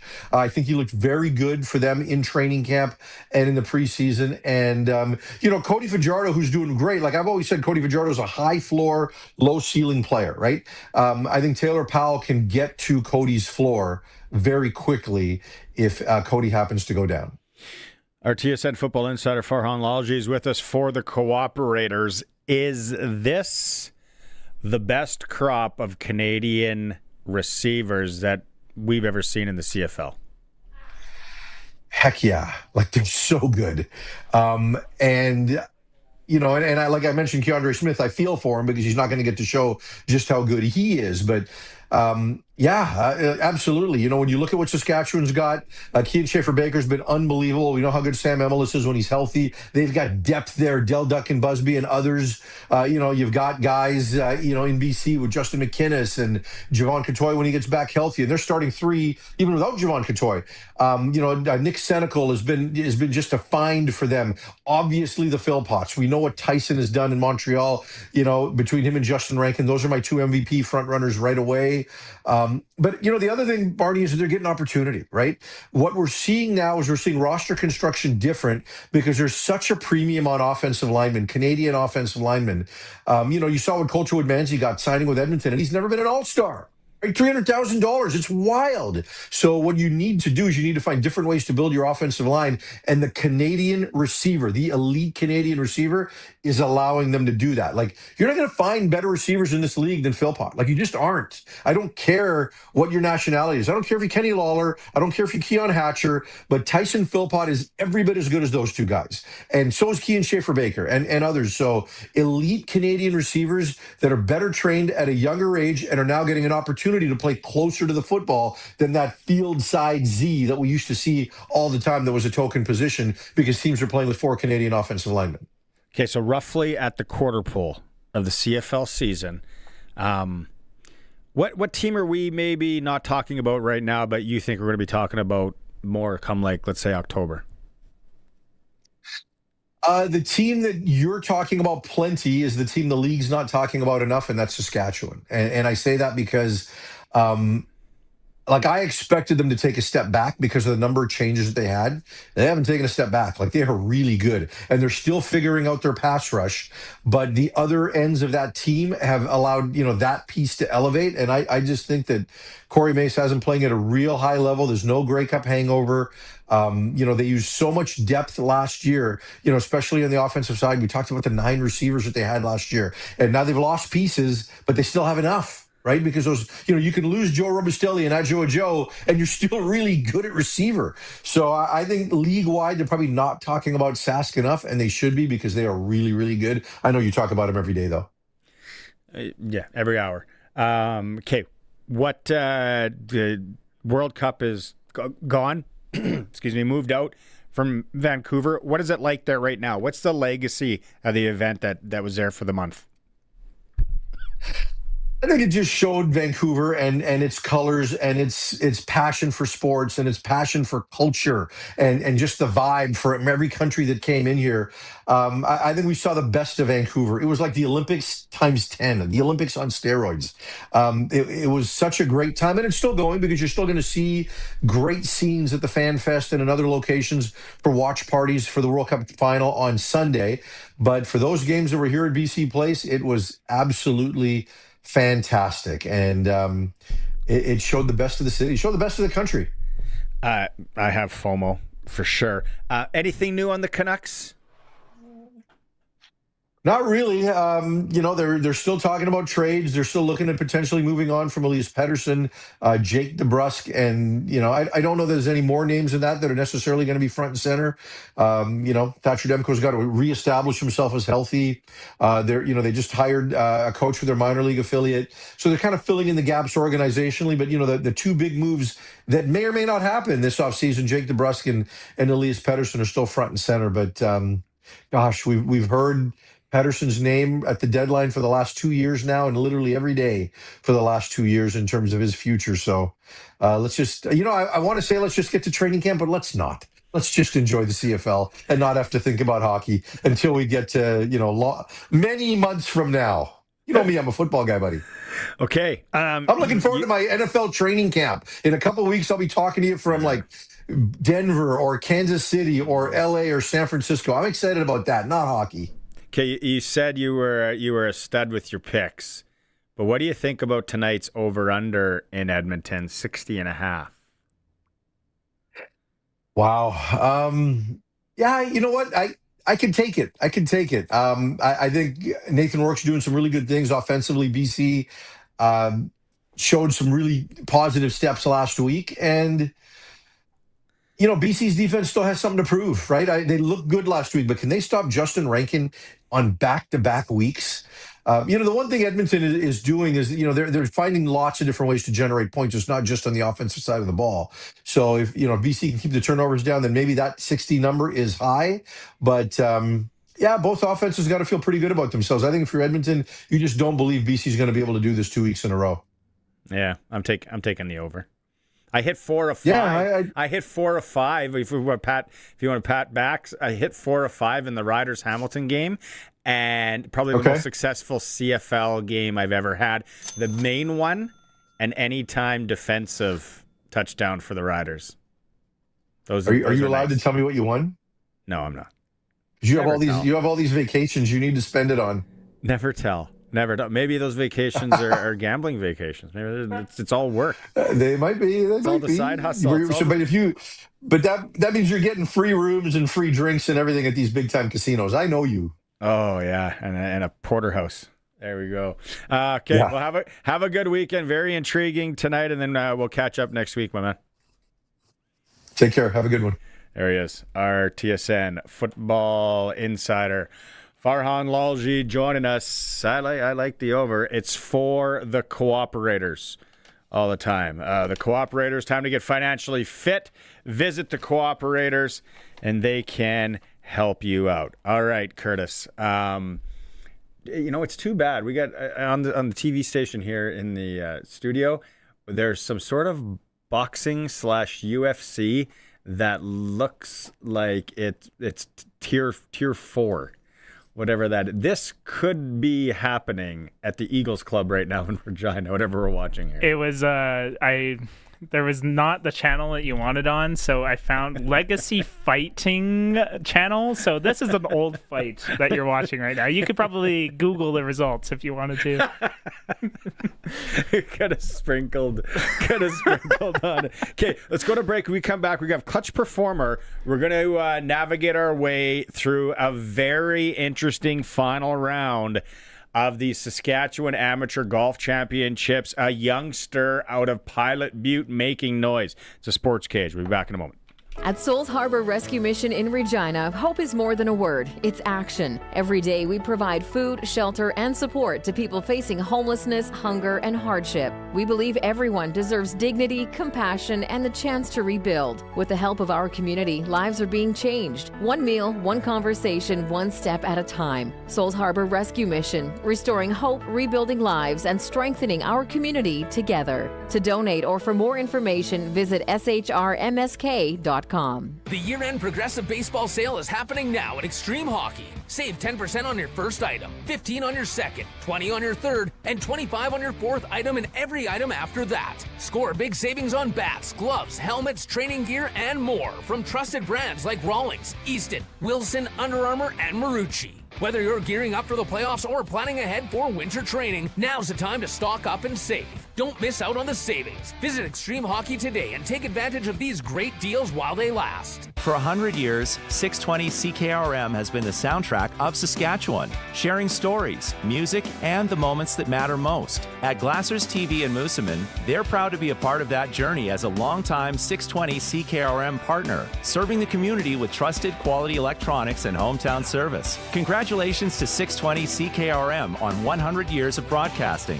Here's to a century of connection and many more still to come. From everyone at Glassers TV in Moosomin, happy 100th CKRM. Get it hot and get it fast. Western Pizza. Hey, it's your stomach. We need to talk. What are you doing to me here? Another sad little salad? I like eating healthy as much as the next stomach, but sometimes I want to live. Load me up with a Western pizza, pepperoni, ham, bacon, melty cheese. Now we're talking. And maybe some ribs, lasagna, or souvlaki on the side. Treat me like a respected stomach. Western Pizza. Dine in or take out today. And get it hot and get it fast. Western Pizza. To celebrate CKRM's 100th anniversary, we're honoring the icons who helped shape this station into what it is today. Our next 620 CKRM icon inductee, James Allen. Here's a James Allen behind the mic moment with James' daughter, Bobby Allen. Manfred and him had a couple of decade-long friendship. Manfred was a staple at our house. Every weekend, Manfred was over. He had a car, or my dad had a car he was working on, or they would work on a car, somebody from the radio station. They loved to tinker. And my dad also, during the time that he was at CK, had gone to Sask and taken a motor vehicle repair diploma course. Him and Manny would get together and he would teach Manny rebuild engines, and they had a real love of the media and cars. They would talk current events for hours. So it was a great relationship. His kids were always over, and I babysat Manfred's kids as well. I remember my dad teaching Manfred's son how to ride a bike. We were very close. To hear the full extended interview, visit our 100th year page at 620ckrm.com or sasktoday.ca. The Sportscage Clutch Performer for Keln Solar. Thinking about saving money by using solar power? Keln Solar is a local family company that can put solar panels on your home, business, or farm. KelnSolar.com. Okay, Saskatchewan Amateur Golf Championships. Sharky and I talked about this yesterday. Going on at Gulf Kenosi today. Grace Odnicon won the Saskatchewan Women's. Alex Schmidt from Regina finished second. Now, the Odnicon story is very interesting as Grace joins her mom, Carla, on the championship trophy The first mother-daughter tandem to win the provincial amateur championship. So her mother won it back in the day. How about that day for Connor Sissons yesterday, shooting a 63, smashing the course record at Golf Kenosi. On the men's side today, though, amateur men's. It's a big deal. It's a big tournament. Played it in a couple times back in the day.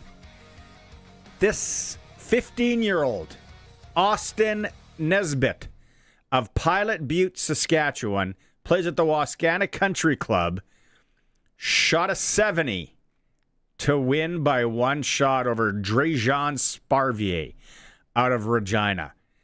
15 years old, Austin Nesbitt.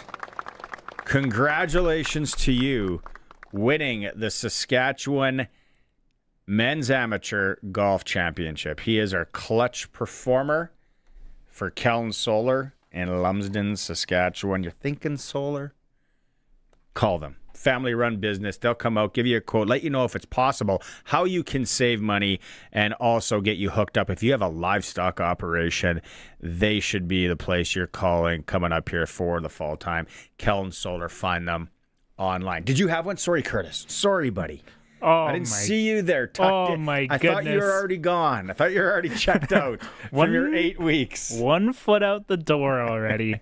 I don't have anyone that would be good. Maybe Brett Lawther for leading the league and field goals made thus far. Shout out Brett Lawther, clutch performer for me. Yeah, there it is again. If you didn't catch it in hour one and you're watching the stream, Brett Lawther leads the CFL, while Blanchard from Edmonton, who plays tonight. Well, he's 13 for 13, so he's made one more. That's still leading. And Lawther's longest, 51 on the season. 100% field goals. Money. Let's. There were some people on the text line. Jason said earlier, somewhere down here, being about just happy for Brett Lawther. And I said, yeah, the majority of people would be, for sure. I know some people were going at Dylan on the text line of saying, can we get Jonathan Kim, please? Now, Kim's raw, too. I don't think he'd be 100%. Kim's not bad. There's nothing. We don't know. Where's the tape of regular season games for him? In it really being in the pressure cooker, really being in a game. We don't know. Yeah, it's interesting. Like, he had a good showing in the preseason for sure, but it's just a roster thing that it really comes down to, because if you have the global, you can do the designated American. So you got to do some shuffling around if you're going to have an American kicker, and that's just what it comes down to, because who is the next global on the roster if it's not Alex Hale, right? So they made their choice there. You kind of have to, unless you can find someone to like shuffle things around, then like it's kind of what you picked. You kind of have to go with it. Get Prairie Golf Gems queued up here, but we got a text message. I got to say, Ben, I wasn't sure if he was lifting. He's probably lifting, listening today. But Benny, the Rochdale Rocket, just sent me on the Prairie Land Rentals text line, 600 Albert Street. The number is 936-6262. His Sports Select tickets today. He just getting back from his Lotto spot retailer. Now, Benny, I appreciate this, but I have no idea. He's taking Cavalry FC. Soccer, obviously. They are playing, I can't even read who they're playing. But then these CFL games, he's got the Hamilton Tiger Cats over the Toronto Argonauts. Oh, I don't know about that one. I don't know about that one, Benny. Ooh. And then he has the tie, like I like, the 3-point game tonight, BC and the Edmonton Elks. On another ticket, he's taking the Lions. He's taking Quebec in a soccer game. And then he's taking Montreal over the Calgary Stampeders outright. That makes sense. There you go. You can let me know if you're sprinkling out there. 936-6262. We were talking golf. Sask Amateur wrapping up in Kenosha. Let's keep the golf chat going with another installment of Prairie Golf Gems. It is another installment of Prairie Golf Gems, brought to you by Flooring Superstore in Regina, servicing all of southern Saskatchewan. Trent Dickin and his team, 20 years in the business. Anything, flooring, outside, inside, it doesn't matter. They can help you out. Cash and carry prices, tough to beat. And if you don't want to do it yourself, they have contractors that can do it for you. And also, Cooper Tires. North America, you're visiting your tire dealer, ask for Cooper Tires, whether it's spring, summer, all season, or down the road, winter. Cooper Tires. Okay, Crystal Imrie joining us from the Saskatchewan Landing Golf Course. This is one that gets talked about a lot, and people drive by it. Some people have played it. Crystal, first off, thanks for doing this. How do you describe the Sask Landing Golf Course to people that maybe have never been there? Well, we're definitely known for our scenic views, the well-maintained course, and just a very welcoming atmosphere.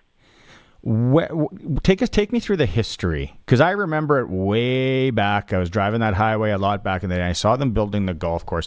Like the history of the course. Yeah, for sure. We are located in the Saskatchewan Landing Provincial Park, right along Lake Diefenbaker. We are a beautiful 18-hole course, about 30 minutes south of Swift Current. We were founded and funded through the effort of local residents from Elrose, Kyle, and Swift Current area. In the beginning, money was raised through the sale of shares, which was quite successful, as enough money was raised to get the course built.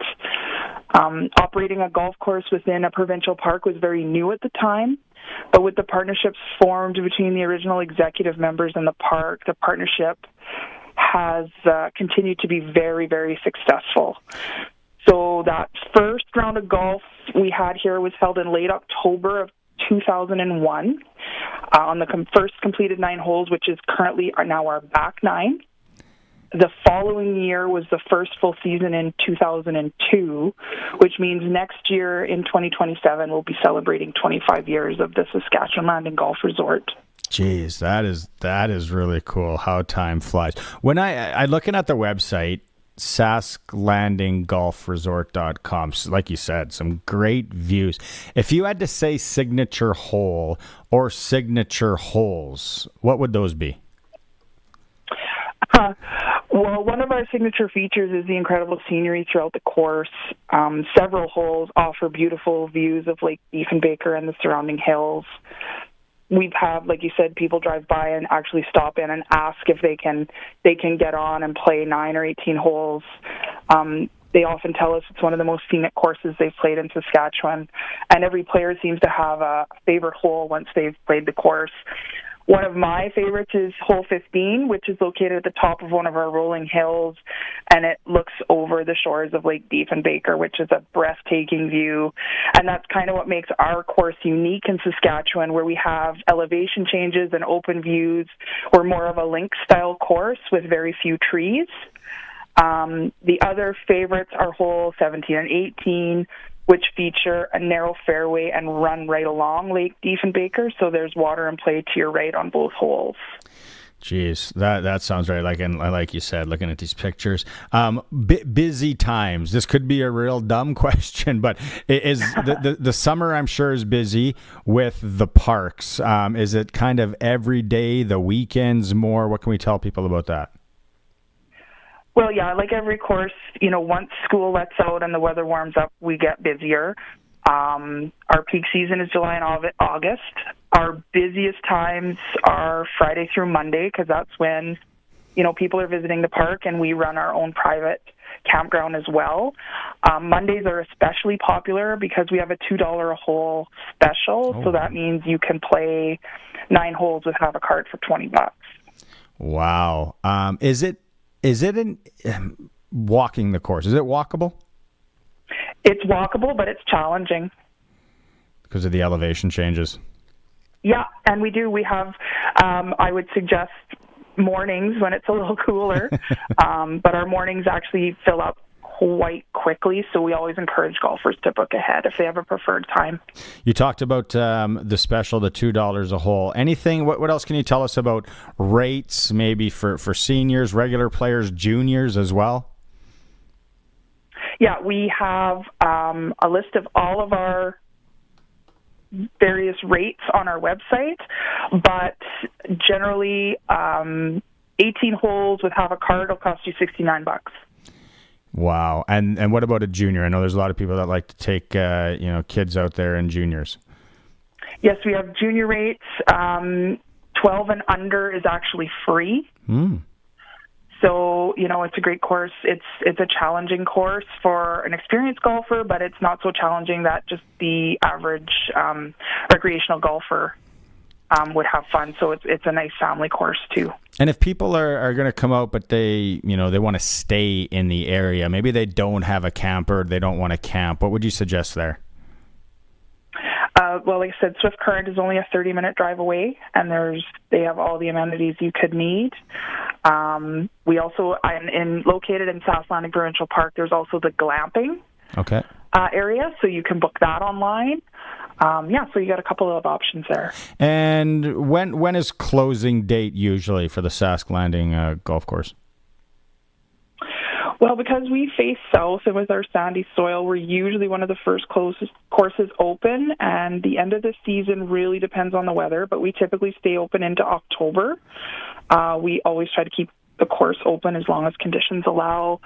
It's all very weather dependent. Are there any special events throughout the summer into the fall that public can take advantage of? Yeah, for sure. We host a number of tournaments, special events. We have company events that book. We're always happy to welcome public play as well. We run men's league on Tuesdays and ladies on Thursdays, which is open to anyone. Our next big events will be the Ladies Hummingbird Classic on August 8th, which is our Ladies Scramble event. And then the CMX Smoke Show Mixed Scramble will be on August 22nd. Right. And then we have into September, we have our triathlon and stuff. So, lots going on. And then, you guys got a great website as well, sasklandinggolfresort.com. Well, Crystal, thank you so much for doing this today and shedding some light on the golf course. I think a lot of people have, like I said, driven by it or they've heard about it. And, you now paint the picture. And when you go to the website, I think people will want to head out there and play. Thanks for doing this. Yeah, thanks so much. Our new tagline is worth the drive, and we truly believe that. Yeah. Crystal Emery, thank you so much. sasklandinggolfresort.com. Go check it out. Rates, pictures, everything you need there. 30 minutes north of Swift Current, south of Kyle in Sask Landing. Thanks again to Cooper Tires and Flooring Superstore for their sponsorship of Prairie Golf Jams. It's a Sports Cage on the home of local sports in Saskatchewan, 620 CKRM. This is Grace Payne, Miss Rodeo Moose Mountain 2026. Hidden away on the north side of the Moose Mountains is one of Saskatchewan's premier professional rodeos, the Moose Mountain Pro Rodeo in Kennedy. It all starts Friday, July 17th, with the slack performance at 11. Saturday starts at 3 with the parade, rodeo performance at 6, plus happy hour, sheep scramble, trick riding, wild ponies, and a cabaret dance. Final performance is Sunday at 2. The Moose Mountain Pro Rodeo. Big time rodeo, small town Saskatchewan. Producers have long trusted Louis Dreyfus Company Yorkton. Markets are stronger than ever, and LDC always has competitive basis levels that help put more money in your pocket. Grain pricing orders have been picked up higher than market levels, and there are options for spring and summer delivery. Louis Dreyfus Company, celebrating 175 years of growing with farmers. Call 1-877-782-8882 or visit ldcyorkton.com. Small towns are built on good businesses and good people. That's what you'll find at Prairie Gun Traders in Avonlea. Locally owned and community driven, Prairie Gun Traders carries top brands in the hunting industry with a solid selection of rifles, shotgun, ammunitions, optics, and accessories. Backed by an experienced staff committed to you. If the outdoors is part of your life, you'll feel right at home. Visit Prairie Gun Traders in Avonlea or online at prairieguntraders.ca. Hello? What's your favorite garage door specialist? What? You like scary movies? Because I've seen what happens when you ignore that grinding noise. But it's just a little squeak. That's what they all say. Until the door won't open. Or worse, won't close. So call Busy Bee Doors. Well, why didn't you just lead with that? Jeez. Call Busy Bee Doors. They can fix or replace any commercial or garage door. It's a real scream. Busy Bee Doors, the garage door specialists. It's time for the Sports Ticker, brought to you by Extreme Hockey and Sport, 1425 McIntyre Street, the Cooperator Center, Moose Jaw Temple Garden Center, and online at extremehockey.net. Some interesting news dropped on us before we went onto the old air here today. The Regina Red Sox have announced that they are parting ways with bench boss Ry Pathakos. Assistant coach Braden Cobb will assume field manager duties on an interim basis for the remainder of the 2026 Western Canadian Baseball League season. He's supposed to coach the All-Star game in Saskatoon this weekend, so don't know if he's still doing that. We're efforting. Our team is on it. Reports that the Riders are bringing in a pass rusher. It's not official. Riders haven't released it. Got the report from Arash Madani this morning. Derek Robertson, who's playing for DC in the UFL, he was an all-star there at the Open Championship this morning. A guy with white Pit Viper glasses named Lucas Herbert went off, and he leads at -8. Jackson Suber, Cameron Young are sitting at -6, as is Ryan Gerard. And then a bunch of guys are right in the hunt going into the weekend. Canadian Football League Week 7 starts tonight in Edmonton. We've been talking about it. BC Lions, Edmonton Elks, 7 p.m. kickoff our time. Western Canadian Baseball League, those Regina Red Sox host Lethbridge tonight. Moose Jaw Miller Express welcomes Energy City. Swift Current plays host to Fort Mac, and Weyburn welcomes the Brooks Bombers. Toronto Blue Jays are back in action in the major leagues, taking on the Chicago White Sox. 5:15 is supposed to be the first pitch. Sports Ticker is for Extreme Hockey and Sport, where they still have the Progressive Baseball sale on. Save 10% on your first item, 15% on your second, 20% on your third, and 25% on your fourth item and every item after that. Extreme Hockey and Sport score big savings right now on bats, gloves, helmets, training gear, and more. They are local. They support local under new management, McIntyre Street in Regina. This guy, I watched golf last night, Curtis, and so it starts at 11:30 our time, the coverage. So I'm watching it, and I know some people are like really ticked off because you're not being able to watch it here. Like we tried to put it on when we got in here. It's like I don't know where it is. Got to put on the Legacy Fighting channel instead. Yeah, there's stuff going on in here. I think one guy's got a knife. Ding ding ding. He's this Lucas Herbert was they were talking records. He shot on the front nine. You don't golf, right? So it doesn't mean a lot to you. He shot 28 on the front nine, and it's a par 34. So it's 6 under. Ooh. On the front nine. Then he started the back nine, par birdie. So people are like, well, we might be in for a record here. But then he still finished 62, which is great. But I was the thing that I was watching, and I was like, he's got, you know what people know what pit vipers are? I love pit vipers. Man, those are cheesy. My son has them. The big thing is they technically count as like safety glasses because they wrap around. So a lot of guys that work out on the rigs, they love them because it's PPE. But that's PPE that looks cool. Lucas Herbert, maybe he is on 10 off from Fort Mac right now because they were white. They were white pit vipers. I was like, there's a good chance. There's a good chance this guy works on the rigs. Yeah, so we'll see what happens tomorrow.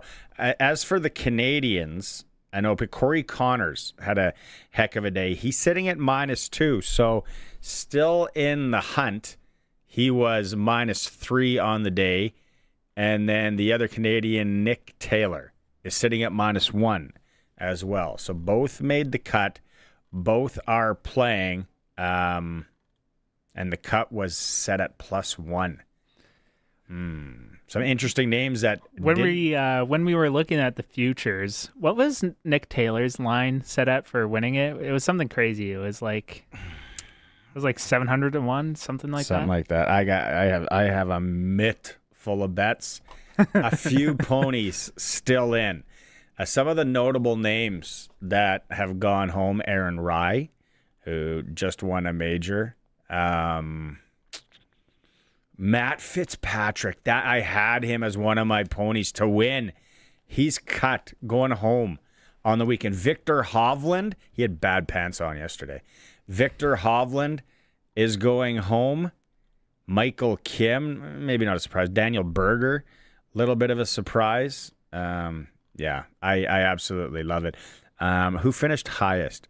Ren Yanazawa from Japan. He shot +9 today. Ooh. So he's on his way to a municipal golf course to peel somebody in a cash game on his way home. Okay, we're going to talk to Bri? Yeah, I'll get him on the line right now. Brian Raymond. We haven't talked to him. We didn't talk to him yesterday. I forgot. What a day to golf if you're out there. What a day. Parents, stay hydrated. There's a lot of fastball and baseball provincials going on around Saskatchewan.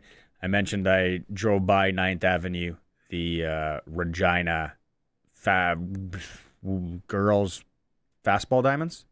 Tons of parents with umbrellas staying in the shade. So looks like a lot of fun there. Brian Raymond, Flowing Springs Golf Course. We missed you yesterday, Brian. It's because you're so busy because the deals are too hot out at Flowing Springs. And coinciding with the weather, yes, the deals are fantastic at Flowing Springs. I talked to some people that actually played it today at 11:30. They were going out there, and I texted them after. They said it was great. It was a little hot, but they were in a cart, so they had a couple of cold ones on the day, but they were taking advantage. Now, the other thing we want to get through to people, the specials are available on the weekend. Yes, we have our afternoon special, the early twilight, $40.50 to play at 3 o'clock or after 3 o'clock. And at 6 o'clock, it's only $22.50 to come out and play. And carts are available because it is warm. And I also, some folks like to take a cart because it gets a little tight. But walking is still available. And, yeah, absolutely. And, of course, every Monday and every Wednesday, folks who are looking for playing next week, the weather looks fantastic. Monday and Wednesday, seniors and ladies play for $42. And, of course, the other specials go in every day, 7 days a week. Okay, and Brian, we haven't talked about this much, though, but people that are thinking about maybe a staff outing or a family outing or any kind of gathering, give you a call for maybe that. I love playing it in September, late in the season. You can cater for tournaments still. I'm sure there's availability, and you can do the food and the whole works. Yes, that's absolutely true. We have a really good staff there. We prepare meals for a lot of these tournaments, and you know what, you bring up a good point. We do a lot of groups where it's a business bringing out some clients or some staff who want to reward them. Small groups like 15, 25, 30 people. Absolutely, that's always welcome at the golf course.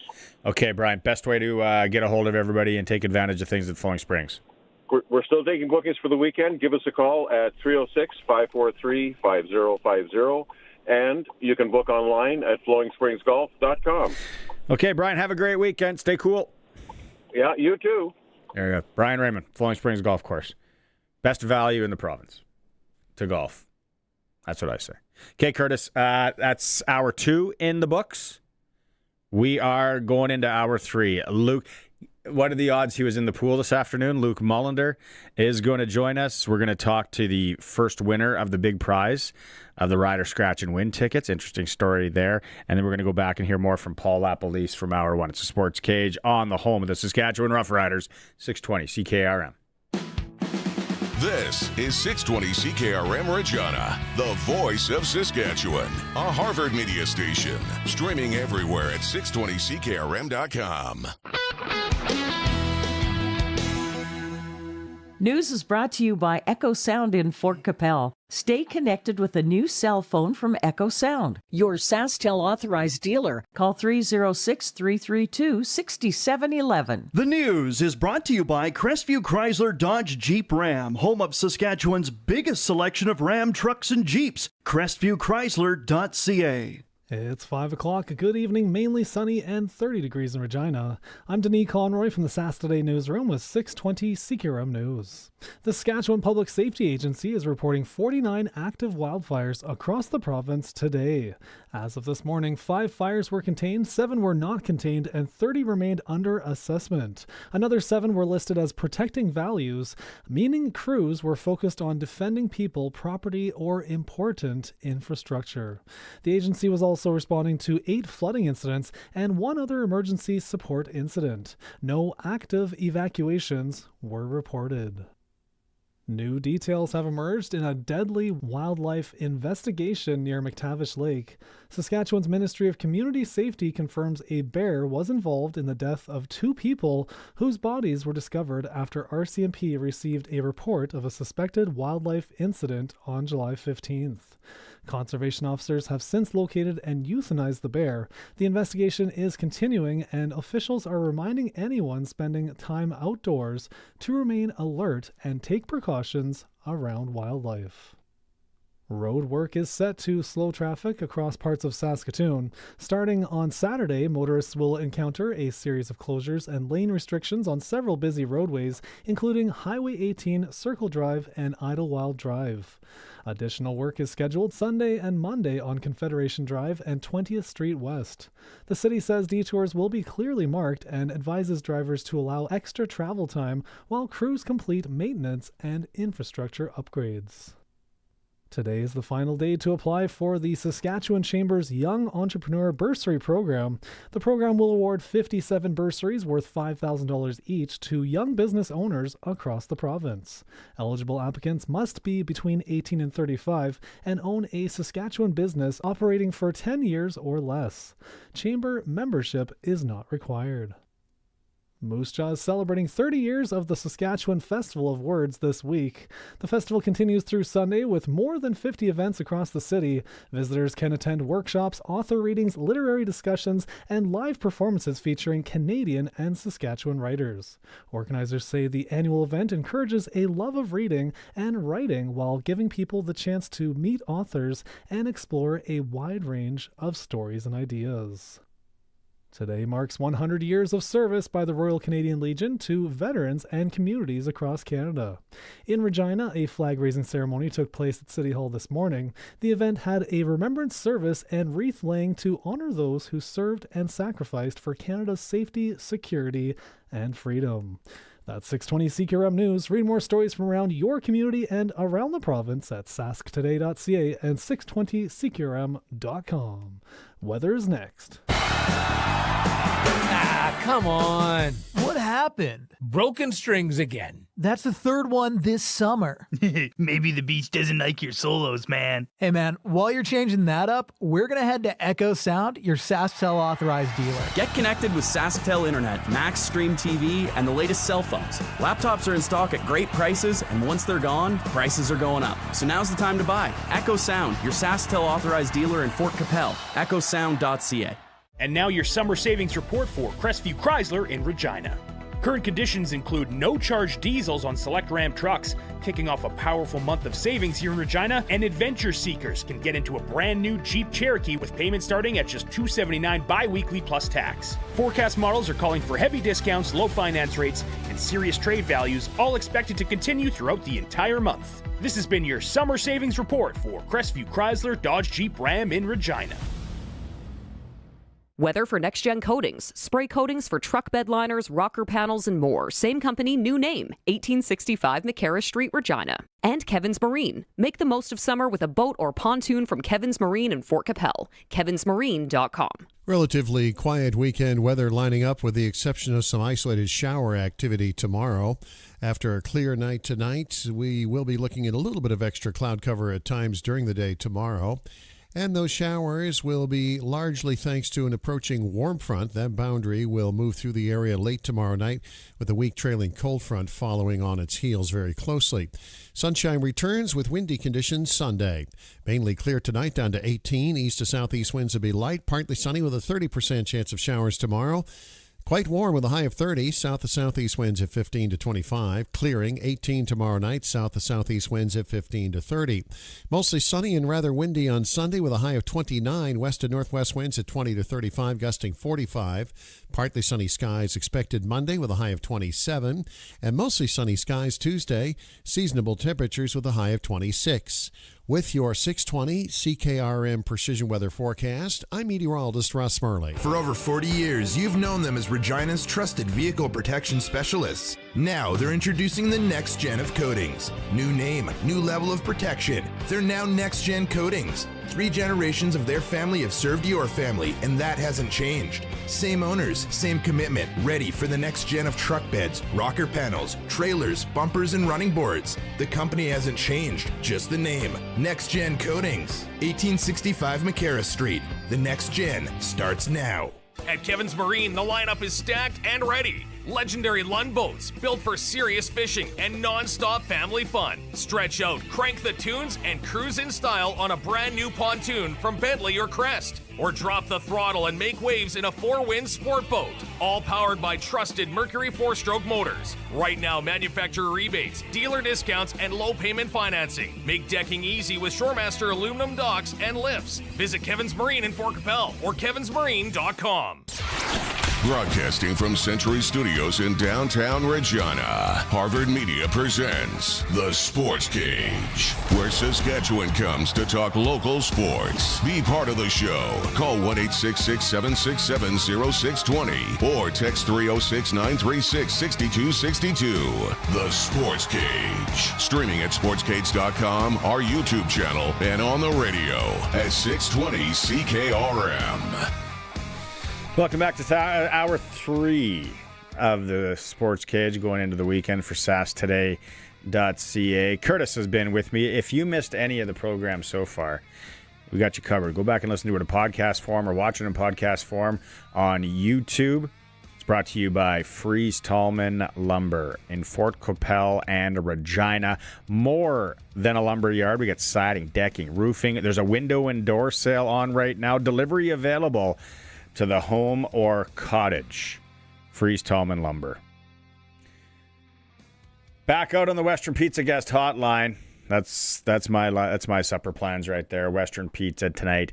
And we said that there was a good chance, the odds were good, that Luke Mullinder, it was paying 110 that he was in the swimming pool this afternoon, because it's a perfect day to own a swimming pool. But Luke, when I look up on Google, the worst part about owning a pool is the relentless time-consuming maintenance and hidden costs. Pools require constant cleaning, chemical testing, and equipment care. If ignored, the water can quickly turn green and cost thousands to fix.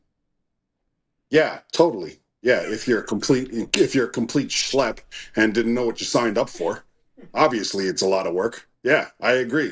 And you know what? I love doing it, man. It's the most relaxing thing ever. Me cleaning and maintaining my pool water and pool is the best thing for my mental health that I've ever done. Period. Skimming the pool, just making sure. Man, I'm telling you, I changed my filters for the first time, and I felt like I had built the pyramids of Egypt. I'm telling you what. And it's an easy job. But you know what, man? It's good. But you're right. You caught me right out of the pool. I'm sitting in front of one of the windows that looks over the pool, make sure the kids aren't drowning themselves. But you got a towel wrapped around out of the corner of my eye. When you first came on, I thought you were wearing one of those old 8-ball jackets. Well, I was gonna go tarps off for Sports Cage listeners, but I didn't know what type of ratings we had on the radio show. So, because I was actually gonna do it for my beach chair, but then I was like, well, Luther and his friends are being too loud, so can't do that. Do you have a little diving board or no? No. So listen to this. So. Michael Bumeshrik, we actually, so like, I didn't always have when I built my pool, like before I had built the pool, we swam in Mike Abumeshrik's pool. And that's where Luther learned how to swim and stuff. But more importantly, Mike had a diving board and a deep end in his pool. And so when we built this pool, I remembered that whenever Mike had like a get together or a pool party or people over, everybody just crowded in this 1/3 of the pool, which was the shallow end. And very rarely did he. So I was like, when I built this, I was like 3 to 6 feet. So now everybody uses the whole pool. You know, the chances of kids drowning goes down by maybe 5% just because kids are stupid. You still got to watch them. But man, it's, you know, like it's awesome. It's a real social pool. You know what I mean? Yeah. Look at people. You're getting the knowledge here. If you're thinking about buying a pool. My neighbor, shout out to Glenn. Glenny. My neighbor, he's got a deep end. So if Luther really wants to dive, he just goes to the next door neighbor's pool. Glenn, I'm going to do some dives. I'm going to do some schmitters. Yeah, shout out to Glenn. Shout out to Glenn. He's the man. Back-to-back neighbors. What a neighborhood you're rolling. And you know, the therapeutic thing, you got me there, though, because the one thing that I used to find was so therapeutic, just go outside all by myself, was flooding the kids' hockey rink in the backyard. Yeah, man. Yep. Yeah, it was... Same thing. Yeah. It's just flooding the hockey rink in the summertime. It's awesome, man. Yeah. So I But I don't, hold on. But I don't, Barney. One thing I don't do, I don't actually clean the bottom of the pool. Like get all, like, you know, the vacuuming and stuff. I have a robot that does that. I throw a robot in, it cleans the bottom of the pool, sides of the pool. That's the one thing, because that's actually the manual labor part that nobody likes to do. That will get your pool dirty if you don't do that. So I bought a robot for that. Yeah, it gets slimy and like slippery at the bottom. Yeah, you don't want that. Okay, I did this yesterday. We did this yesterday with Glenn Suter. Okay. The buffalo at Yellowstone Park going. We're not making so fun of the great. man. I'm gonna. I would have done the same thing that he did. I thought he played it well. If people haven't seen this before and you're not watching the stream, we're going to get Luke Mullinder to do color commentary of Buffalo flipping. All right, let's do it. Okay, Curtis, so hold play on. the tape. So, all right, folks. So I'm assuming Dave has just called this play. Like I'm just sort of taking over for Dave. Yep. All right, here we go. All right, guys. So listen, what the Bisons do here is they run the F around and find out play. Okay. So, you know, you've got these idiots here that have gotten out of their car. And see, this is where the Bisons set it up, right? They get dirty. They throw a bunch of dust around to make it look like they're just warning. But see, this is the best part of the play. So then it kind of, you know, the Bison just heads over there to do a check. Now, this is where the play works, guys. All right. This dummy is using the tree as protection. This is a terrible offensive strategy. Now watch this. Now watch the technique here, guys. All right, the guy's hiding. Now they work on this every week. Every week in practice, the Bison works on this neck movement in order to get these guys in the air. All right, because that's where the technique pays off. And boom, look at this, right in the air, 8 feet. You know, and I'll tell you what, guys, the Bisons train all off season for this neck muscle deal, right? Okay, so they line up. They're literally training all off season just on that neck movement alone. Because in order for the play to be successful, guys, you've got to be able to lift. I mean, this guy's 8 feet up in the air. And by the way, he's not a light guy. This isn't Weston Dressler, folks. This is a lineman that's being escorted 8 feet up in the air. So it's great technique. I love the play call at that time because again, if you're going to disobey the rules in Yellowstone and get out of your car, that's when the Bison should be doing that play, right? The Wolves do the same thing, but the Wolves it's a worse outcome. The Wolves, there's blood everywhere, right? And you're just gone, right? So the Bisons, this is a really responsible play, right? They send their one guy in, right? They eject him 8 feet up, and then the rest of the crew, guys, the next play, they're waiting on the next play. They're just grazing.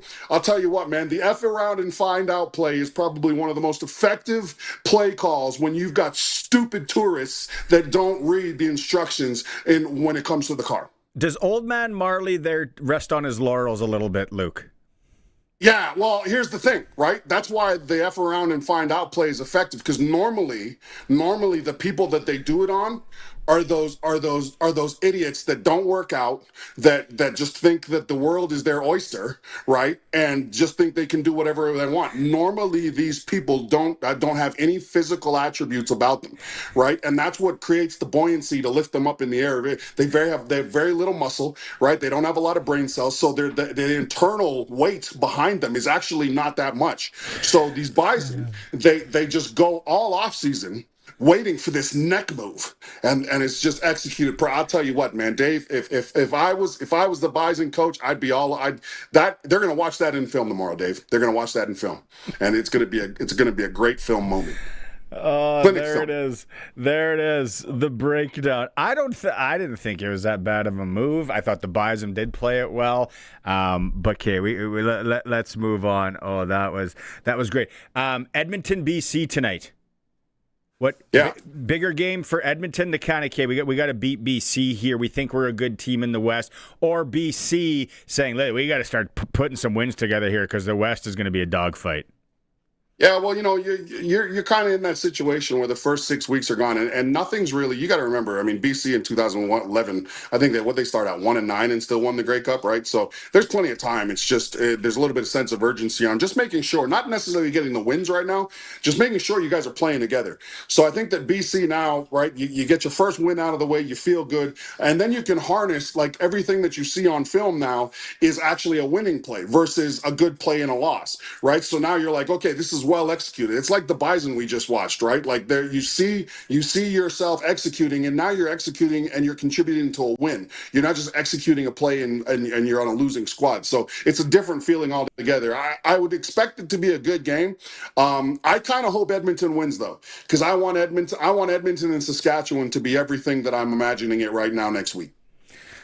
That's a good point. I don't want a redemption story for Edmonton next week. Okay. I want Edmonton coming off a high, playing their best football, and the Riders coming off a bye. That's what's gonna make the cash registers sing. Philpott or Rankin, who would be your MOP right now? Philpott or Rankin? Alexander Davis. Yeah, or Cody Fajardo. Like, I think those guys are playing at a high level. I think Philpott's playing at a high level, but, like, man, he wouldn't be getting the ball if it wasn't for Alexander Davis, right? Davis Alexander. I'm mixing them. That's what you get for having two first names. It's the French.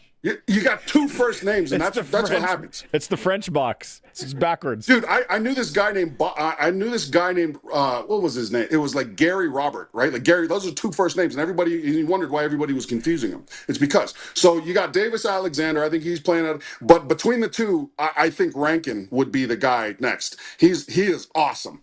That guy is one of the better all-around football players in our league right now. He is a threat every single play, every single sort of inch of the field. And the best part about Rankin is they have another starter behind Rankin. So it's not as if Rankin's going to be exhausted. Like, you can keep both of those really good running backs fresh. And man, does it ever pay off. Montreal's got the same sort of system. They got two really good running backs, Tice and the first guy they roll out there. Like, those two teams right now have one of the best, probably the best 1-2 back combos in the leagues. And that's why they're at the top of their divisions. Javon Leake, yeah. They can spell him off. Leake's unreal. Leake is unreal. Like, and that's the best part. You've got Rankin and you're like exhausted because you fight and you keep him to a first down or a big play, and then Leake comes on fresh as a daisy with his like 4-1 speed. It's that offense, boy. It's hard. It's hard to stop. That's why it's set up. That's why Cody's playing so well too. He knows Cody knows that he's got two weapons that keep the linebackers low anytime he looks like he's going to hand the ball off. Right, like clears up throwing space for him. Edmonton's got a real good thing going there.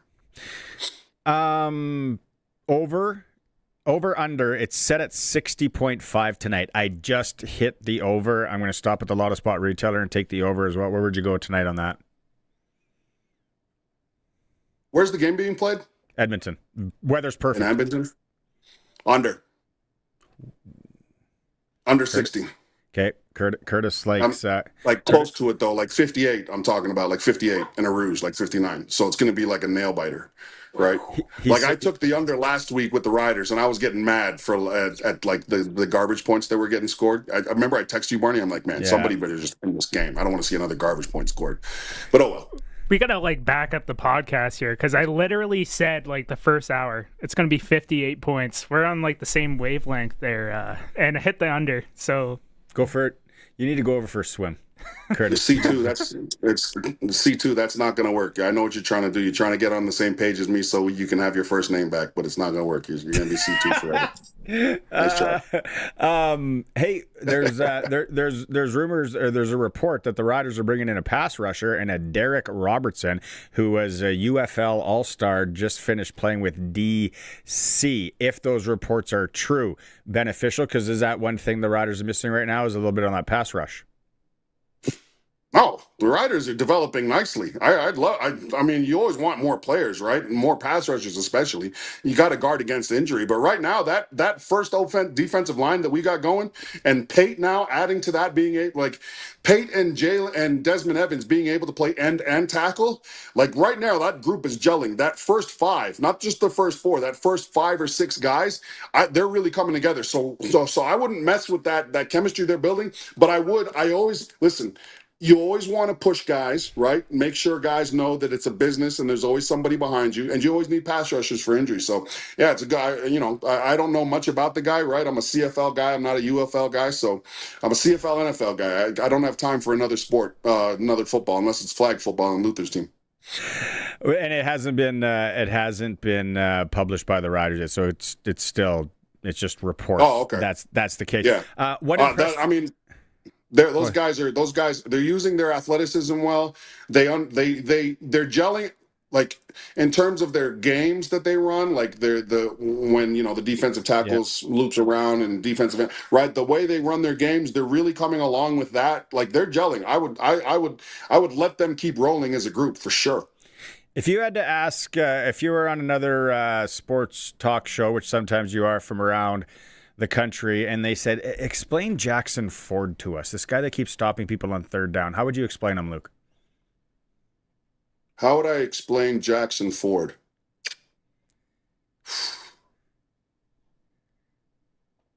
I would say that Jackson Ford is a throwback, a mix between Scotty Gordon, and someone fast. I'm thinking Tristan Clovis. But I think that his IQ has developed to the point now where he's seeing the field really well. He understands his position. I love the physicality that he plays with. I mean, he's been a stud on their short yardage formation. I think that I can't say enough good things about Jackson Ford, and I'm a massive Nelson Lacombo fan too. Like I love having Nelson Lacombo and Jackson Ford be interchangeable in that defense and be out there, but he's having a heck of a season, man. He should be proud of himself. But I think that with Jackson Ford, the mission now is just to continue building, right? Look at the film. You got to look at it with a really keen eye. Continue to do the positive things you're doing, but like you got to really fight to find out what you can do better when you're on a high like that. And I'm sure that he's getting a lot of shoulder rubs from the guys in the locker room, and he deserves it. He's playing great. So yeah, man, I remember Scotty Gordon. He was never, Scotty Gordon, Jamie Borum, because Jamie Borum was more physical than a lot of the guys that weren't punters, right? Jamie Borden, and someone fast that I played with. I can't remember if Tristan Clovis was that fast, but yeah, like I love his physicality, man, and he sees the game well now. Sky's the limit. What are you thinking when Josh Woods is taking that back? I know a guy that had an anytime rider defensive touchdown, so he's running up and down the Craven Country Motor Inn. But how are you calling this one here? What are you thinking? It's not about the return. He gets in the end zone. I just can't believe the amount of energy he has after the play. Like he gets in the end zone, he celebrates, and then he just look at him like he's full of energy. So let me tell you something. 80% of the guys on the field, if they took that for that long, they'd need the air machine right away. They'd have to get on the air, right? As soon as they get over, give me the air machine. And I'm sitting here for like this guy's fresh as a daisy, man. He could have ran a play right after that. I was amazed at just the stamina and his ability and his cardio, because he's ready to do another play like right after. I'd be exhausted. You wouldn't be able to get me on the field for another 4 plays, right? What was the most impressive thing for you in that game for the Riders? I've said it a lot. I said it right after the game. The most impressive thing about that victory was in recent years, a team with a backup quarterback and a lot of holes to fill would come into Regina and give the Riders a real tough game. Like they might win, or they'd at least and everybody would be like, oh, it was a trap game, right? Like in years past, that's what the Riders were set up here. What I loved about that is it was just a dominating effort. Yeah. They came in limping and the Riders stepped on their throat. I loved it. It's not one like, and that's what you get when you win championships. That's what you get when your roster, the majority of the roster was together last year winning a championship. They understand now. And a limp and a duck with a broken wing, that tastes just as good on the grill as one that was flying, right? So put it on the grill. And I think that the dominating way that they went about that was awesome. That's what I want to. That is a championship caliber, championship mentality team, and it's going to serve them well moving into the rest of the season. It looks like 29, maybe 30 degrees on Thursday. The long-term forecast here. It was 50. On the field. And if anyone's ever been on that field down in Mosaic, that's how it gets. It gets really hot. For that, what's 50 in the broadcast booth? Did you get the door? Did you get the window shut? Did that worked out for you? Listen, I came in like a lawyer. I was ready to plead the case to make sure those broadcast booth doors stayed closed. And I was very fortunate that I didn't have to pull out the actual 35-page document that I had prepared in order to keep the broadcast booth closed. We all agreed to keep the booth closed. It was a responsible team effort. But it wasn't hot. So all those folks that were texting me on the sunny side, I was laughing.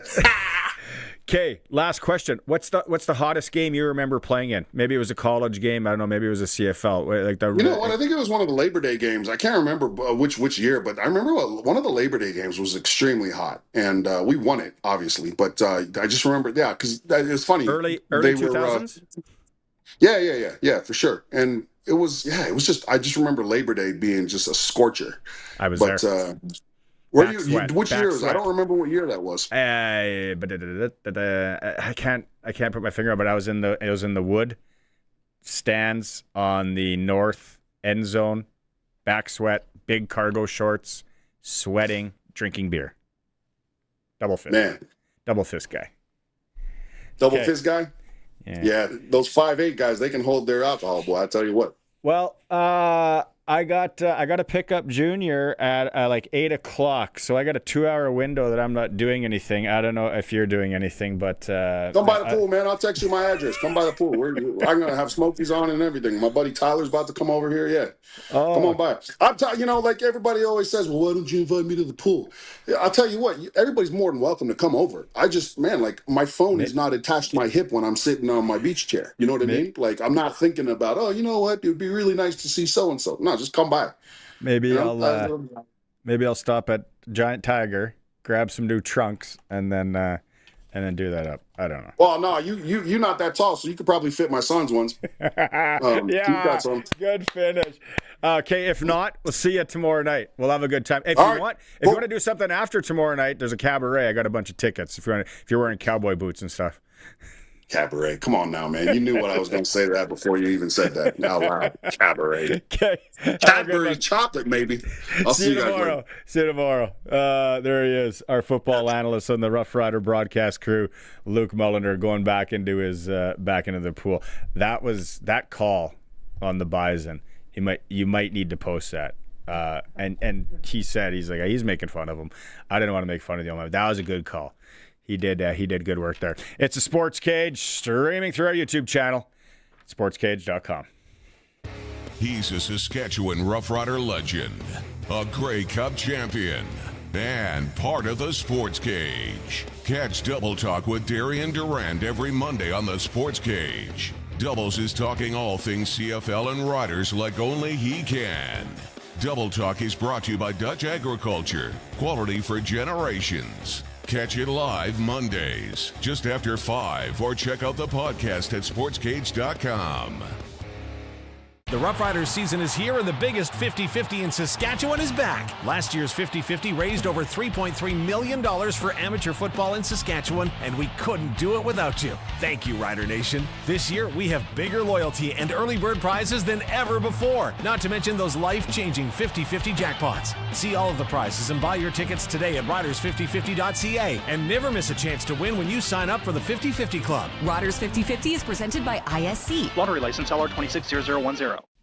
If you've got a Steelcraft garage door, you've got a door with parts manufactured and assembled right here in Canada. A door with better insulation and seal, plus a warranty you're probably never going to use. Combined with a LiftMaster opener, it's the right choice. And if you don't have a Steelcraft garage door, you should get one. And a LiftMaster opener. 100% made by Canadians for Canadians. Steady, tariff-free pricing and great quality, no matter what. Steelcraft door, Steelcraft door, Steelcraft door. We offer more. Have you looked at the outside of your home lately? Whether it's the deck, garage, siding, stone, or shingles, Freeze Tallman has the products to help bring your next project to life. From composite and pressure-treated decking to railing and exterior finishes, they've got everything you need to refresh your home and backyard. Start planning today at freezetallman.com. Freeze Tallman. Locally owned, family grown, rooted in our community for 70 years. Hey, Regina. Ready? The monsters are coming. Monsters in Mayhem crashes into Kings Park Speedway this Friday, Saturday, and Sunday. Finally, Regina. An outdoor, no-holds-barred crushing showdown featuring high-flying, car-crushing monster trucks, wild mini monsters, and gravity-defying freestyle motocross. Now listen up. Tickets on sale now at outlawsofmotorsports.ca and at the gate while supplies last. It's time for the Sports Ticker, brought to you by Steelcraft Doors Regina, made in Western Canada for Western Canadians. Interesting news out of the Western Canadian Baseball League with the Regina Red Sox. They announced today that the club has parted ways with field manager Ry Pathakos. Braden Cobb going to take over for the remainder of the year. They are in action tonight. Lethbridge is in town. Elsewhere in the league, Moose Jaw hosting Energy City. Swifty plays host to Fort Mac, and Weyburn welcomes the Brooks Bombers. CFL Week 7 starts today. BC Lions, Edmonton Elks, 7 p.m. The Blue Jays are back playing baseball tonight. They are in Chicago to take on the White Sox. That's actually getting started right away. Lucas Herbert leads the Open going into the weekend, -8. Top Canadian Corey Connor sitting at -2. Nick Taylor is sitting at -1. Sports Ticker for Steelcraft Doors in Regina, Saskatoon, and Prince Albert, covering all of Saskatchewan. Made in Western Canada for Western Canadians. Mark Kuelen's joining us here on the Western Pizza Guest Hotline. An interesting guest, because Mark was the first winner of one of the major prizes in the Rider Nation Scratch Ticket. All right, Mark, first off, tell people, where are you from? Where did you buy the ticket? When did you buy the ticket? Well, I live in Regina in the Uplands area. And I bought the ticket on Broad and 9th at Northland Confectionery, where I always get my Lotto Max tickets. And then the fellow there told me to try these Rider Nation ones because it's right for the province. And so I started buying those. And then I'd win a $7 free ticket every once in a while. And then one day I won $50, and I was very happy about winning $50 because I never win nothing ever. And I bought another ticket, and I was in the morning, and at 8 o'clock at night, I thought, hey, I got this ticket. I should check it out. So I proceeded to scratch the new ticket, and I kind of couldn't believe my eyes, so I put my reading glasses on, and no, that can't be right. So I got a magnifying glass and checked it over about 7 times, and sure enough, I won. I matched the 5 symbols in the ticket and won the $75,000, and And I went down to the confectionery, and the normal fellow Sanjay wasn't there, but one of his helpers was. But as soon as they checked the ticket, I guess it shuts down all their systems that they can't sell any more tickets or do whatever. So the young fella called the owner of the business, and he walked me through it on FaceTime of what to do. So I went back in the next morning to see him, and and the rest is history, I guess. He got everything going and called nice Lotto people, and yeah, right, right, exciting. Right. Like, do you buy a lot of scratch tickets? Are you a scratch ticket guy? No, these are actually the first ones, in probably 10 years that I bought. And you said kind of the reason was just because of the local angle, the riders, the sport, culture, recreation, and just that side of it. Yeah, and he was really good at pushing them, and he said it's distinct to our province, and it's for the riders, and kind of a rider fan. So I thought, yeah, I'll try those, and never really expected to win anything more than a free ticket here and there, but it worked out good. What I got to ask you, is some of it's probably spent already? Do you have the money earmarked? Any big purchases?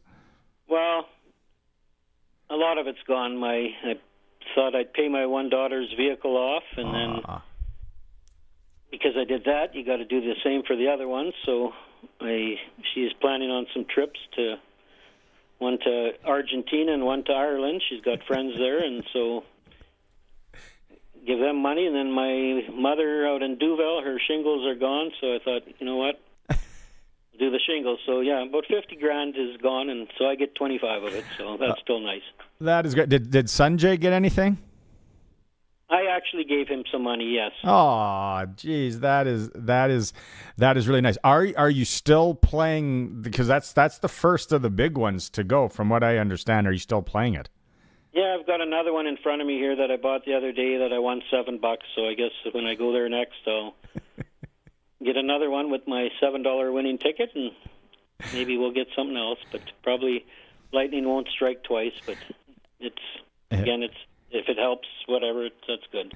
And you said you're a Rider fan. Do you go to the games?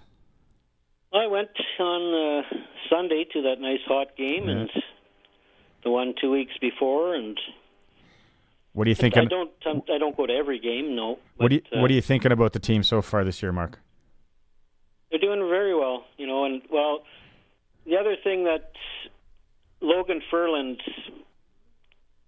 plays for the Riders. He is my one friend's neighbor, and he just lives behind me on the bay, Logan does, and he's a hell of a nice young guy. When they won the Grey Cup, he brought it over to Kevin's house, and we got to take pictures with the Grey Cup. And yeah, he's just, like I said, he's a wonderful young guy. I talked to him this morning and told him that I won. I seen him walking when I was walking the dog, and That's great. Mark, thanks so much for coming on, sharing the story. Congratulations. Good, lot of good karma going around for you as well. And hey, wouldn't that be something, Mark, if I call you again and you win another one of the big prizes that are still out there? Well, it would be really nice, but it'd be really nice, I guess, if somebody else could get it as well. And yeah. I don't want to be greedy. Thanks for doing this today, Mark. All right. Take care. Get out there. If you want, there's still the big prizes. A lot of big prizes still in those Rider Scratch tickets out of your Lotto spot retailers. It's a Sportscage on the home of local sports in Saskatchewan, 620 CKRM, and also streaming through our YouTube channel at sportscage.com. If you've got a Steelcraft garage door, you've got a door with parts manufactured and assembled right here in Canada. A door with better insulation and seal, plus a warranty you're probably never going to use. And if you don't have a Steelcraft garage door, you should get one. Don't just hang a door, install a Steelcraft. Turn curb appeal into curb envy. Steelcraft door, Steelcraft door, Steelcraft door. We offer more. Steel-craft.ca. Play of the game? Touchdown! More like the game to play. The new Saskatchewan Roughriders Scratch and Win ticket. It's your chance to win 10 years of Rider season tickets, a premium suite for the home opener and the Labor Day Classic, and tons of Rider swag. Plus, 2 chances to win $75,000. Tickets available at your favorite lottery retailers. Proudly brought to you by Sask Lotteries, supporting sport, culture, and recreation across the province. Please play responsibly. Hey, Regina.